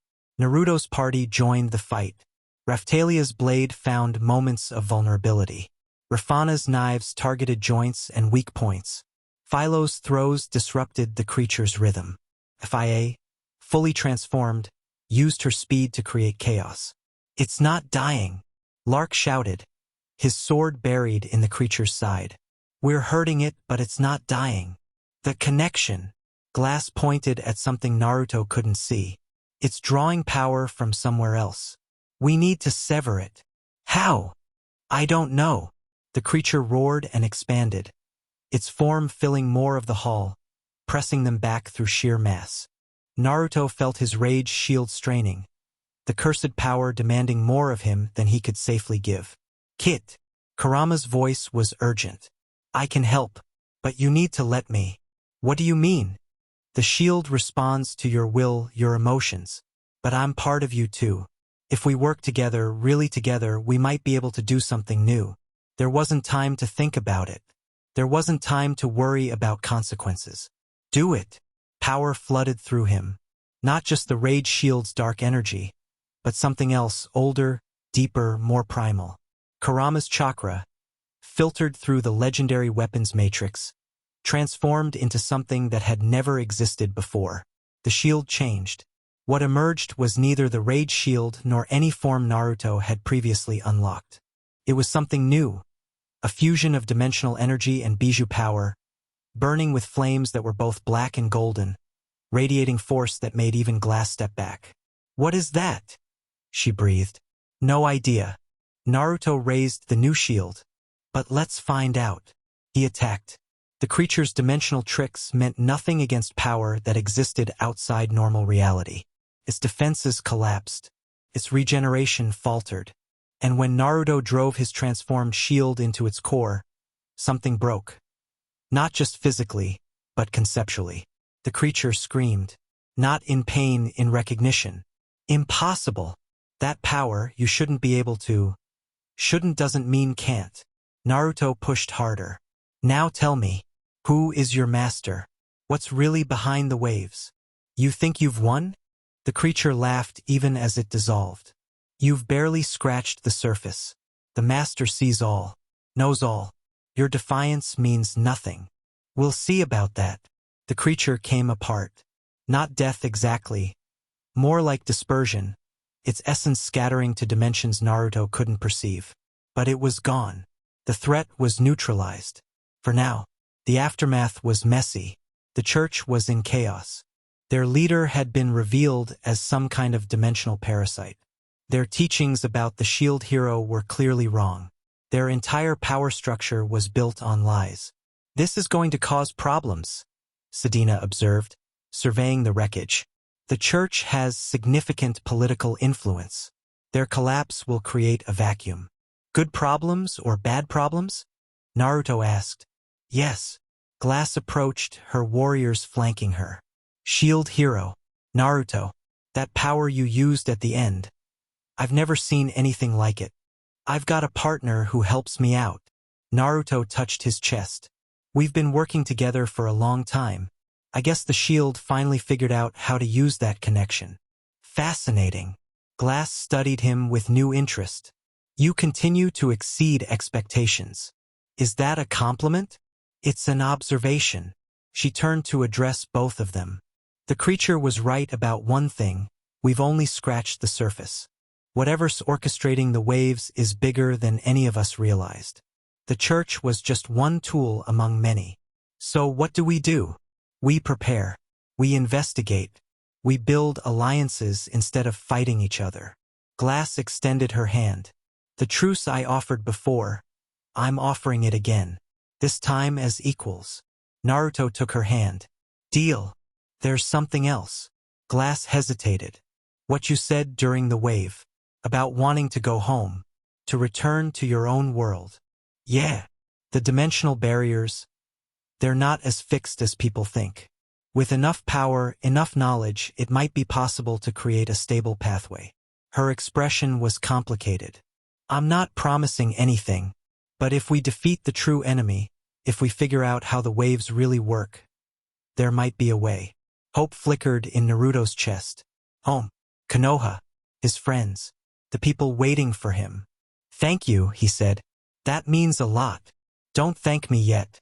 We have a long way to go." Glass smiled. A real smile, the first he'd seen from her. "But for what it's worth, I'm glad you're on our side." The news spread faster than anyone could control. The Church of Three Heroes had been exposed as corrupt. The shield hero had fought alongside warriors from another world. The high priest had been some kind of monster in disguise. People didn't know what to believe anymore. "This is our chance," Naruto told his party that night. "The old lies are falling apart. We can start building something new." "What kind of something?" Raphtalia asked. "I don't know yet, but whatever it is, it has to be based on truth. No more manipulation, no more propaganda, no more demonizing people because they're different." "That's idealistic." "Maybe, but idealism got me this far." Naruto smiled. "Besides, I've got good people helping me. That makes all the difference." Rifana snorted. "Flattery won't get you extra dessert." "Wasn't trying for dessert. Just stating facts." They settled into comfortable silence. The fire crackled. Stars emerged overhead.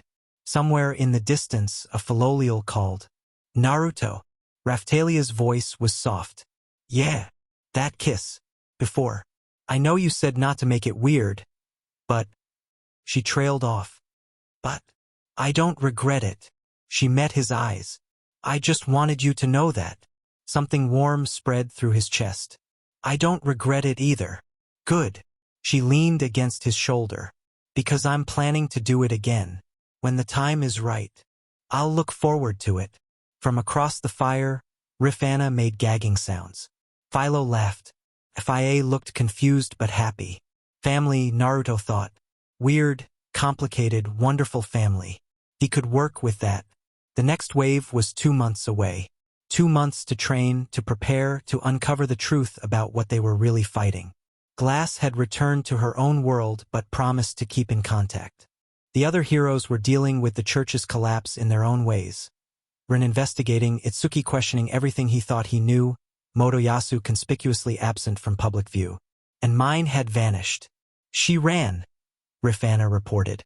"The night after the church fell. Took a bunch of valuables from the castle and disappeared. Probably went to ground somewhere she thinks we won't find her." Naruto frowned. "She's still dangerous. Maybe more dangerous now that she's desperate. Want me to track her?" "Not yet. We have bigger problems." He studied the map spread across the table. The creature mentioned a master. Something that feeds on dimensional collisions. If we're going to stop the waves permanently, we need to figure out who or what that is. Where do we start? The old archives. The ones the church was hiding. Naruto tapped a location on the map. There's a vault underneath the main cathedral. Sealed for centuries. Rifana found references to it during her investigation. What's in it? Records from before the current church was established. Before the shield was demonized. He looked up at his party. Answers, hopefully. Or at least better questions. The vault turned out to be exactly where Rifana said it would be. Buried deep beneath the cathedral. Protected by locks and wards that had been maintained for generations. The locks weren't a problem. The wards were trickier. "Someone really didn't want this opened," Philo muttered. "Watching Naruto's shield absorb another magical trap. That's usually a sign there's something good inside." The final barrier fell. The vault door opened. Inside was a library. Not large, maybe 100 books and scrolls, but ancient. The oldest texts Naruto had ever seen. "Start reading," he said. "We're looking for anything about the true nature of the waves, the origin of the legendary weapons, or something called the Master or the One Between Dimensions." They spread out, each taking a section. Hours passed. The texts were dense, archaic, full of references that required other references to understand. Finally, Raphtalia found something. "Naruto, you need to see this." The book she'd found was a journal. Personal observations from someone who'd lived during the first waves, thousands of years ago, before the current kingdoms existed. The relevant passage read, "The weapons are keys for aspects of a greater whole, separated to prevent any single wielder from accessing too much power. Together, they can open the door between worlds. Apart, they maintain the balance. But the door itself hungers. It is not content to remain closed. Every wave is an attempt to force the keys together, to make them unlock what should remain sealed. If it succeeds, if the four are ever united in purpose while the door is open, something will come through. Something that has been waiting since before our world began." Naruto read the passage 3 times. "The legendary weapons are keys," he said slowly. "And the waves are trying to bring them together to unlock something.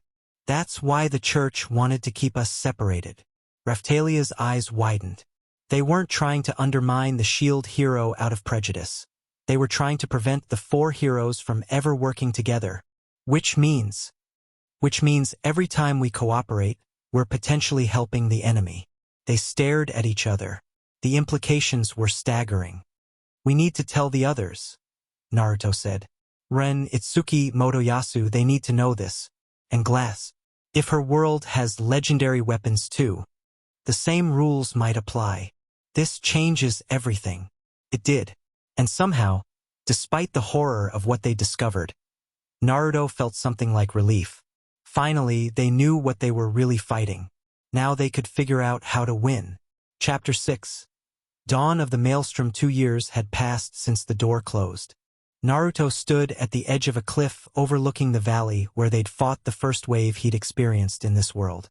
The landscape had healed. Grass covered the scars, trees had grown back, and the village below was thriving instead of burning. Life had a way of recovering from even the worst disasters. "You're brooding again." He didn't turn around. "I'm reflecting. There's a difference. The difference is whether Raphtalia catches you." Anna appeared at his side, her rabbit ears twitching in the mountain breeze. She'd grown in the past 2 years, not just in levels but in confidence. The terrified slave girl was a distant memory, replaced by one of the most effective intelligence operatives in 4 kingdoms. "She sent me to find you. The delegation from Siltveld arrives in an hour." "Already?" Naruto finally looked away from the valley. "I thought we had until afternoon." Sedina's impatient.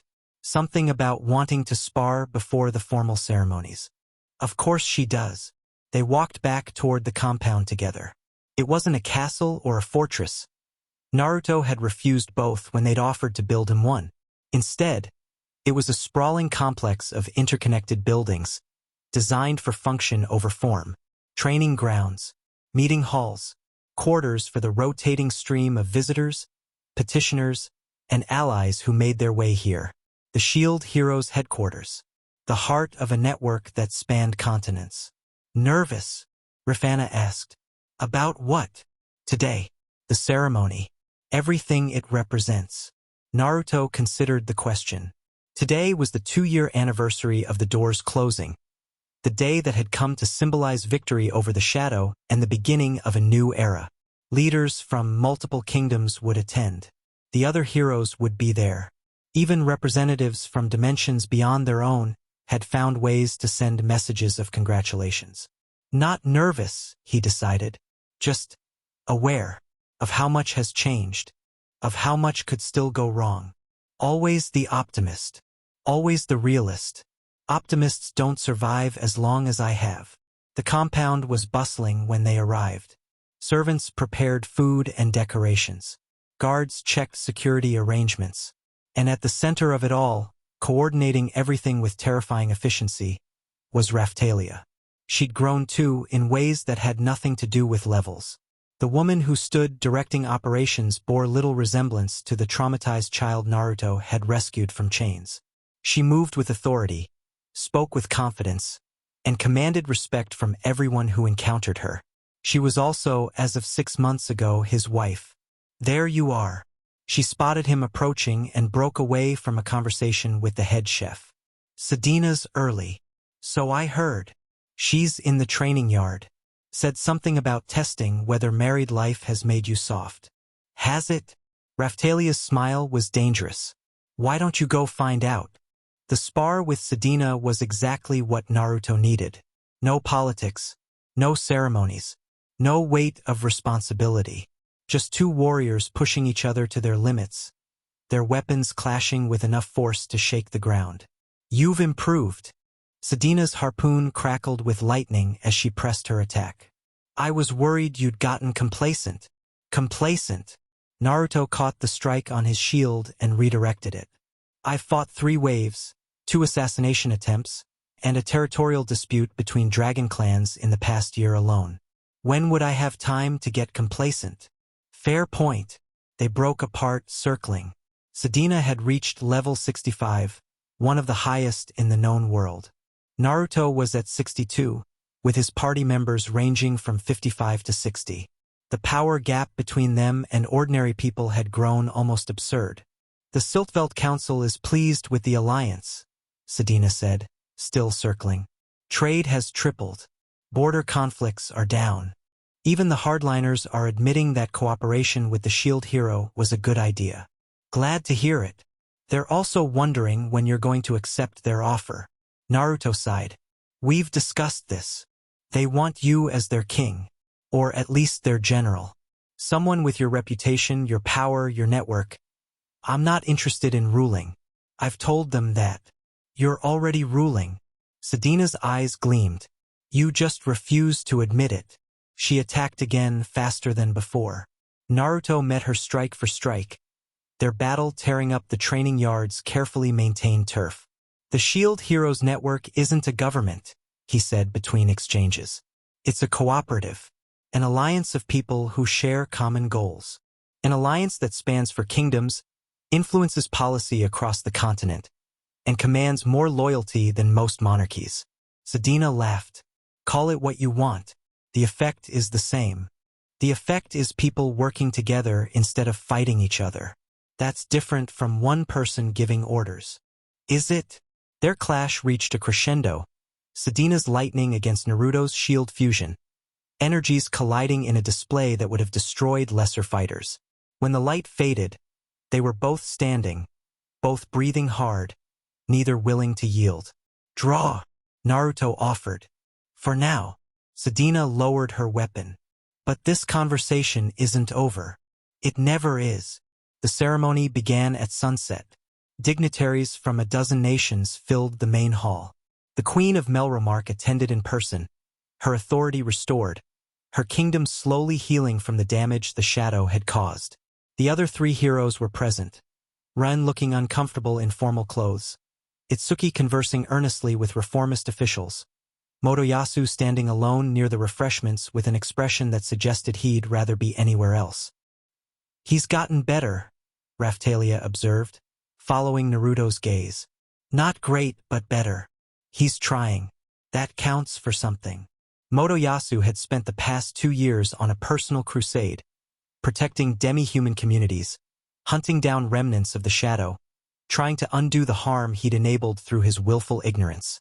It wasn't redemption exactly, but it was progress. Shield hero. A voice interrupted his thoughts. A moment of your time? Naruto turned to find a woman he didn't recognize. Tall, silver-haired, dressed in clothing that seemed to shift colors when he wasn't looking directly at it. Something about her presence made his instincts tingle. Do I know you? Not yet, she smiled. But we share a mutual acquaintance. Glass sends her regards. The world stopped. Glass is alive? Alive and well in her own dimension. The doors closing trapped her on the other side, as she expected. But it didn't kill her. The woman's expression grew serious. She asked me to deliver a message. The entity you sealed, the master as the shadow called it, isn't destroyed, only contained. And containment doesn't last forever. How long? Centuries. Maybe millennia. Long enough that you won't have to worry about it personally. The woman paused. But your descendants might. The heroes who come after you, in this world and others. Glass wanted you to know that the fight continues, even if you can't see it. Naruto absorbed this. It wasn't surprising exactly. He'd always suspected that closing the door was a delay rather than a solution. But having it confirmed, can you back? Perhaps. What would you say? He thought about it. About Glass's sacrifice. About the heroes from another world who'd given everything to protect people they'd never meet. Tell her thank you, and tell her that we'll be ready. Whatever comes next, however long it takes, the Shield Heroes line will be ready. The woman nodded. I'll pass it along. She turned to leave, then paused. One more thing. Glass said you wanted to go home. To return to your original world. Naruto's heart clenched. Even after 2 years, the thought of Konoha, of Sasuke and Sakura and Kakashi and everyone else, still hurt. I did. I still do sometimes. The dimensional barriers are more flexible than they used to be. With the door closed, other pathways have become possible. The woman met his eyes.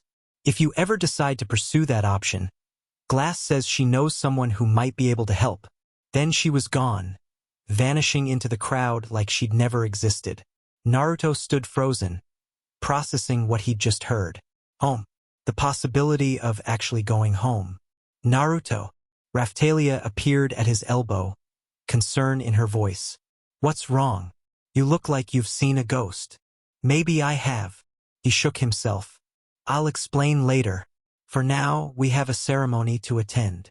The formal speeches were interminable. Dignitaries praised the Shield Heroes' contributions. Officials outlined the benefits of inter-kingdom cooperation. Religious leaders from the Reformed Church spoke about healing and reconciliation. Through it all, Naruto stood at attention and tried not to fidget. "You're terrible at this," Kurama observed. "I know. You'd rather be fighting monsters. I'd rather be doing anything else. The cost of leadership. You wanted to build something better. This is what better looks like. Boring ceremonies and diplomatic small talk. Nobody warned me about this part. Would you have done anything differently if they had?" Naruto considered the question seriously. 2 years of building, fighting, planning, sacrificing. 2 years of watching his family grow. Raphtalia as his partner, Rifana as his shadow, Philo as his striker, FIA as his... well, whatever FIA was. 2 years of making this world a better place. "No," he admitted. "I wouldn't change anything." Then stop complaining and smile for the crowd. The formal portion ended. Food was served. People mingled. And gradually, the rigid atmosphere relaxed into something almost enjoyable. "There you are." Philo appeared with a plate piled high with various delicacies. "Try the crab cakes. They're amazing. Did you leave any for the other guests?" "Probably." Naruto laughed and accepted the offering. Around him, his family had gathered, Raphtalia discussing trade policy with a siltfelt merchant, Rifana observing the crowd with professional attention, FIA in human form charming a group of young nobles who didn't quite realize she could turn into a giant bird. And beyond them, less visible but equally present, were the countless others who'd become part of his network. Villagers he'd saved, merchants he'd helped, children he'd rescued, an entire web of connections spanning continents, all of it grown from those first desperate days when he'd had nothing but a shield and a refusal to give up. Satisfied, Raphtalia had extracted herself from her conversation and returned to his side. "This is what you built. All of it. We built it. I just got the ball rolling. Humble. Accurate." She leaned against him, her warmth familiar and comforting. "The woman you talked to earlier. The one who disappeared. What did she tell you?" Naruto hesitated. "She said there might be a way home. To my original world." Raphtalia went very still. "Oh, I'm not leaving." The words came out quickly, urgently. "I want you to know that. Whatever happens, whatever opportunities appear, I'm not leaving you. Not leaving any of you. But you want to. I want to know my friends are okay. I want to tell them I'm alive, that I found happiness, that they don't need to worry." He turned to face her properly. "But this is my home now. You are my home. Nothing changes that." Her eyes searched his face. Whatever she found there must have been convincing, because slowly, the tension drained from her shoulders. "If there is a way," she said quietly, "I want to come with you." "What?" "To your world. If we can find a path, I want to see where you came from. Meet the people who shaped you." Her smile was shy but determined. "It's only fair. You've met everyone important to me." "Raphtalia, don't argue. Just say yes." He pulled her into a hug, not caring who saw. "Yes. Always yes." The celebration continued late into the night. Naruto circulated through the crowd, speaking with allies, acknowledging supporters, playing the political game he'd never wanted but couldn't avoid. Through it all, a quiet contentment settled over him. This was his life now. Not the life he'd planned, not the life he'd expected, but a good life nonetheless. A life filled with purpose, with love, with people worth fighting for. Around midnight, he slipped away to the balcony overlooking the compound. The stars were brilliant tonight, different constellations than he'd grown up with, but beautiful in their own way. Deep thoughts. Rin appeared beside him, drink in hand, looking more relaxed than Naruto had ever seen him. "Something like that. Mind if I join you?" "Go ahead." They stood in companionable silence, two heroes from another world who'd found unexpected purpose in a dimension not their own. "I owe you an apology," Rin said eventually, "for how I acted in the beginning, for believing the lies about you. We've been over this." "We have, but I never said it properly. Not in private, without an audience." Ren turned to face him, You were right about everything. About how to fight, about how to lead, about what it means to be a hero. I wasted years treating this like a game when you were out there actually saving people. You've made up for it since. Maybe. But that doesn't erase what came before. Ren's expression was complicated. I used to think I was the protagonist. The main character in a story where everything revolved around me. Then I watched you. Actually watched, paid attention, and I realized I wasn't even close. I'm not any kind of protagonist. I'm just a guy who refuses to give up. That's exactly what a protagonist would say. Ren smiled slightly. The point is, I've learned. From you, from the others, from everything that happened. And I wanted you to know that. Naruto clapped him on the shoulder. Thanks, Ren. That means a lot. Don't get sentimental. I have a reputation to maintain. Wouldn't dream of it. The guests departed over the following days. The compound returned to its normal rhythm. Training, planning, the endless administration of an organization that refused to call itself an empire. 1 week after the ceremony, Naruto called his core party together. We need to talk about the future. They gathered in his private study, Raphtalia, Rifana, Philo, Fia. The women who'd become his family, who'd fought beside him through everything. What kind of future? Rifana asked. The kind where we might have options we didn't have before. Naruto explained what the mysterious woman had told him.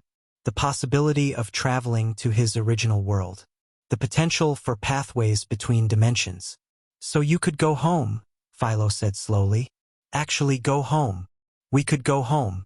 If we choose to. If we can find a way. Naruto looked at each of them in turn. But before we pursue anything, I want to know what you all think. This affects everyone. I already told you my answer, Raphtalia said. Where you go, I go. Fia goes too. The Philolial Queen's human form was practically vibrating with excitement. Master and sisters go, Fia goes. Simple. Philo shrugged. I've got nothing holding me here except you lot. Might as well see what other worlds look like. That left Rifana. She sat quietly, her expression unreadable. Rifana, Naruto prompted gently. You don't have to come. If you want to stay, build something here. It's not that. She interrupted him, her voice careful. I want to come. Of course I want to come. But, she hesitated. If we leave, what happens to everything we've built? The network, the alliances, the people depending on us. That's the real question, isn't it? Naruto leaned back. We've spent 2 years creating something that matters. Walking away from it, even temporarily, feels like abandonment. Not if we prepare properly. Raphtalia's strategic mind was already working. Delegate authority. Establish succession plans. Make sure the network can function without us. That could take months. Years. Then it takes that long. There's no deadline. Naruto nodded slowly. You're right. Whatever we decide, we do it right. No rushing, no cutting corners. We make sure everything we've built can survive without us. And then?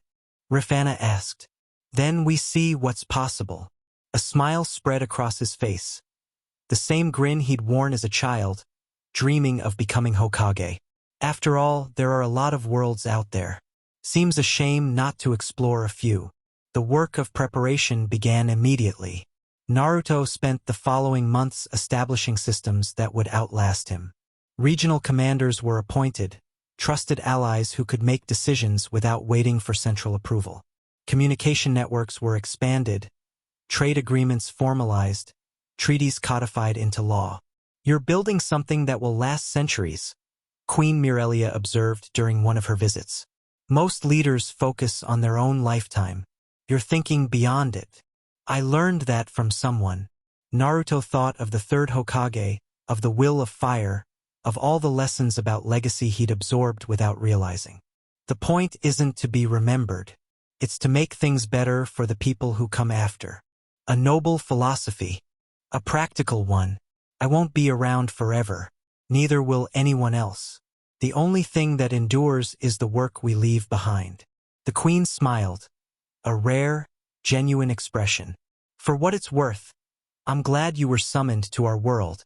Shield hero. Despite everything we did to hinder you, ancient history, we've moved past it. Have we?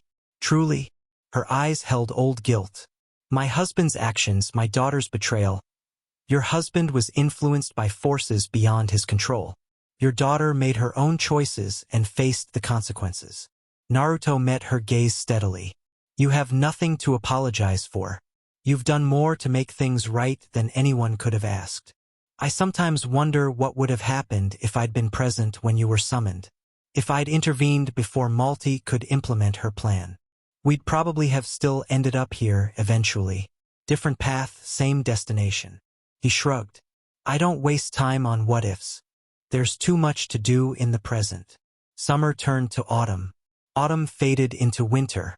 And slowly, piece by piece, the preparations neared completion. The network can function independently for at least 5 years. Rif Anna reported during one of their planning sessions. Longer if nothing major goes wrong. We've got contingency plans for most scenarios. Most isn't all. Most is the best anyone can manage. Perfection is a trap for people who don't want to act. Naruto couldn't argue with that logic. What about dimensional travel? Raphtalia asked. Have we made any progress on the actual mechanics? Some. Naruto pulled out a collection of notes and sketches. The woman who contacted me at the ceremony. She's reached out again. Glass has been researching on her end. Between their knowledge and what we've learned from studying the waves, we've got a theoretical framework. Theoretical. It's a start. The basic principle is that the legendary weapons can function as anchors, stabilizing points that allow controlled movement between dimensions instead of the chaotic rifts the waves created. Does that mean all 4 heroes need to participate? Not necessarily. One hero with sufficient power can manage short-term crossings. But for anything sustained, anything that would let us travel and return, we'd need cooperation. The other heroes. Raphtalia's expression was thoughtful. Would they help? I think so. Ren's been curious about dimensional mechanics for months. Itsuki would see it as a chance to explore new worlds, spread his ideals. Motoyasu. Naruto paused. Motoyasu would probably just be happy to do something that isn't attending ceremonies or fighting remnant shadow cells. Then we ask them. The conversation with the other heroes took place on a cold winter evening, gathered around a fire in Naruto's study. You want to travel to another dimension, Rin said flatly. Your original dimension. The one you were summoned from. I want to explore the possibility. See if it's feasible. And you need our help. The weapons work better together. For anchors are more stable than one. Itsuki leaned forward, interest obvious despite his attempt at neutrality. What would that look like? Practically speaking, a controlled crossing.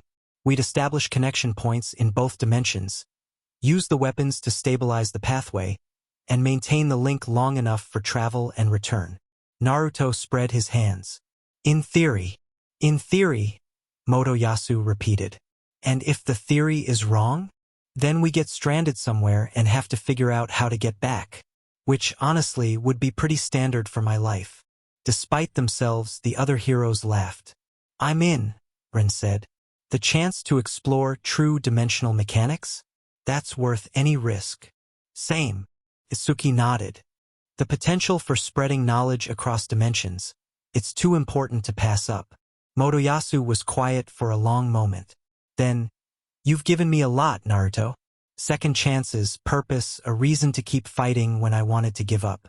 If this is what you need, I'm not going to refuse. Thank you. All of you. Don't thank us yet. Ren's smile was thin. We haven't actually pulled it off. We will. Naruto's voice held absolute certainty. Together, we've done the impossible before. This is just one more impossible thing. Spring arrived with cherry blossoms and renewal.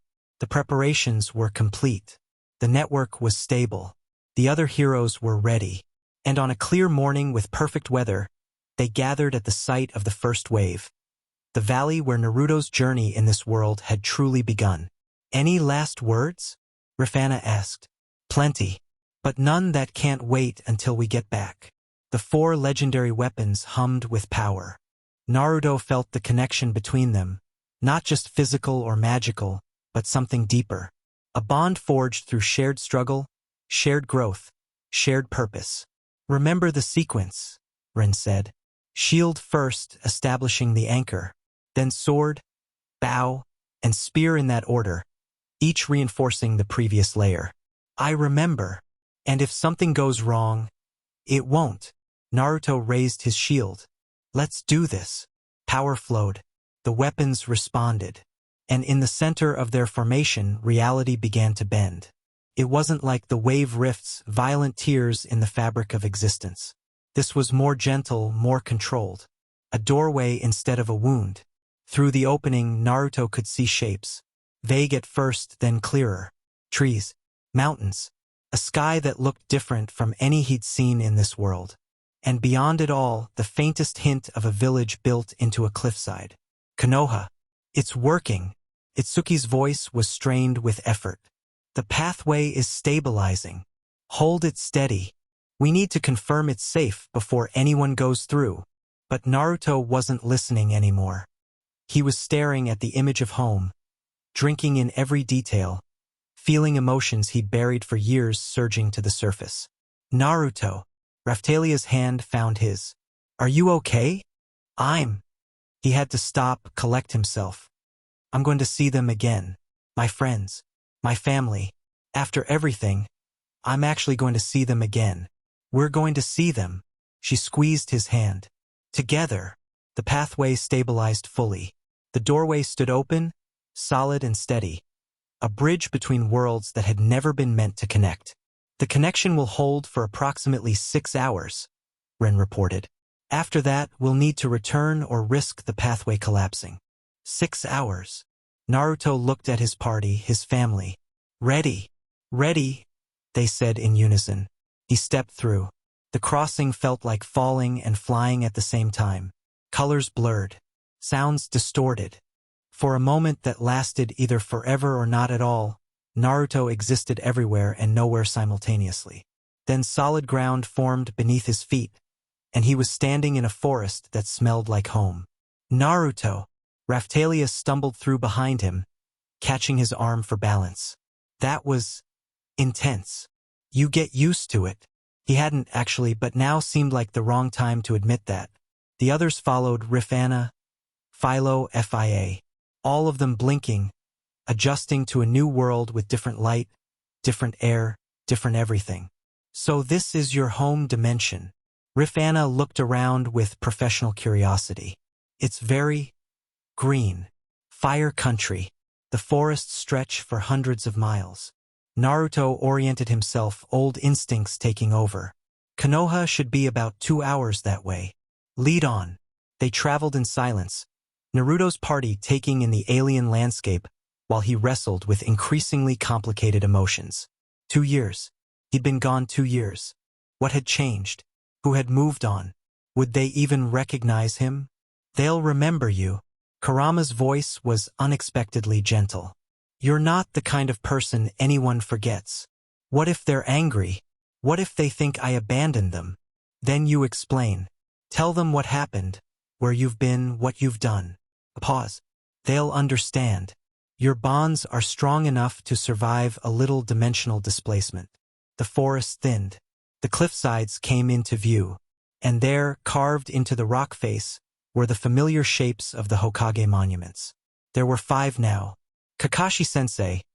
Naruto breathed, recognizing the newest addition. They made him Hokage. Is that good? Raphtalia asked. It's unexpected, but good. He'll be great at it once he stops complaining. They approached the village gates. The guards on duty were people Naruto didn't recognize, younger, probably graduated after he'd been summoned. But the village itself looked the same. More construction, signs of rebuilding from the war, but fundamentally unchanged. Halt! One of the guards stepped forward. State your name and business. Naruto pulled down the hood he'd been wearing. Naruto Uzumaki. Returning home. The guard's face went through several expressions in rapid succession. Confusion, disbelief, recognition, and finally something approaching panic. "Get the Hokage," he said to his partner, never taking his eyes off Naruto. "Get him now." The news spread through Konoha like wildfire. By the time Naruto reached the Hokage's office, half the village seemed to have gathered in the streets.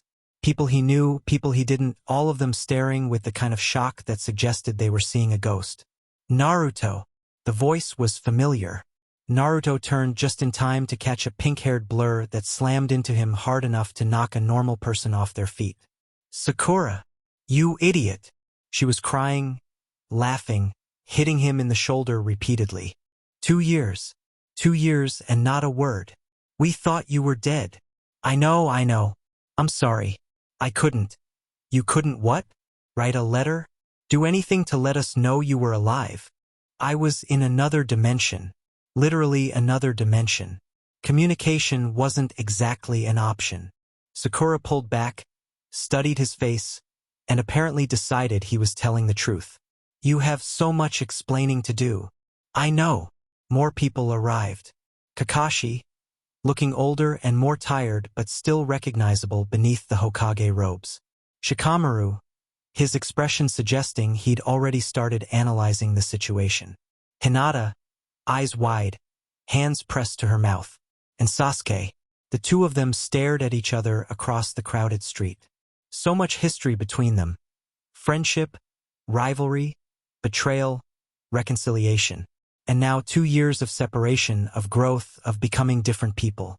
"Dope." Sasuke's voice was flat, but his eyes told a different story. "You're late. Got held up saving another world. You know how it is." "No, I really don't." They moved at the same time, not to fight but to embrace. Brief, awkward, and completely sincere. "You've gotten stronger," Sasuke observed, pulling back. "Different. Something's changed about your chakra." "Long story. Really long story." Naruto turned to include his waiting party. "Everyone, these are my friends from the other place. Raphtalia, Rifana, Philo, FIA. They've been with me through everything." "Everything meaning?" Kakashi raised an eyebrow. "Dimensional incursions. Corrupt churches. Possessed politicians. The usual." "The usual," Kakashi repeated. "Of course. We have limited time." Naruto forced himself to focus. "The pathway between dimensions only holds for 6 hours. I wanted to see everyone. Let you know I'm okay. Explain what happened. 6 hours isn't enough. It's what we have, for now. But we're working on making the connection more stable. Eventually, travel between worlds might become sustainable." "Between worlds?" Sakura was staring at him with an expression he couldn't quite read. "Naruto, what exactly have you been doing?" He smiled. "Let me tell you a story." They gathered in the Hokage's office, Naruto's closest friends, his party from the other world, and Kakashi behind the desk looking like he deeply regretted accepting the hat. Naruto talked. For 2 hours, barely pausing for breath, he told them everything. The summoning, Mind's betrayal, building his party, the waves, the shadow, the door, the entity that waited between dimensions. When he finished, the silence was profound. "That's..." Shikamaru started, then stopped. "That's a lot." "Yeah. You single-handedly reformed the political structure of multiple kingdoms, built an interdimensional alliance, and prevented an apocalyptic entity from consuming reality. We did it. Not me alone. The point stands." Shikamaru shook his head. "You've been busy. Couldn't exactly sit around and wait for someone else to fix things." Sakura was studying Raphtalia with barely concealed curiosity. "And you two are?" "Married." Naruto grinned at her expression. 6 months ago. Small ceremony, nothing fancy." "You got married in another dimension and didn't invite us? Kind of hard to send invitations across dimensional barriers." "He has a point," Kakashi interjected mildly. "Though I'm sure we could have figured something out if you tried." The conversation continued, catching up on 2 years of news, sharing stories, gradually rebuilding the connections that distance had strained. Naruto learned about the aftermath of the war, the peace that had been established, the new world order that was slowly taking shape. "It sounds like you've been busy too," he said. "Not as busy as you, apparently." Sasuke's tone was dry. "Fighting cosmic entities while we negotiate trade agreements. Feels like you got the better deal." "I'd trade positions in a heartbeat." "No, you wouldn't." "No, I wouldn't." The time passed too quickly. Before Naruto was ready, Ren's voice echoed through the communication crystal he'd brought. "1 hour left. We need to start heading back." "Already?" Sakura's face fell. "But you just got here." "I'll be back." Naruto stood, pulling her into another hug. "This isn't goodbye forever. We're gonna figure out how to make this work. Regular crossings, stable pathways, maybe even a permanent connection. Promise. Promise." The goodbyes were harder than the arrival. Naruto hugged everyone, said things he'd been carrying for 2 years, made commitments he intended to keep. When he finally pulled away, his eyes were suspiciously bright. "Take care of yourself, Naruto." Kakashi's voice was warm despite his usual detachment. "And take care of them." He nodded toward Raphtalia and the others. "I will. Take care of the village. Always." The return journey felt longer than the original crossing.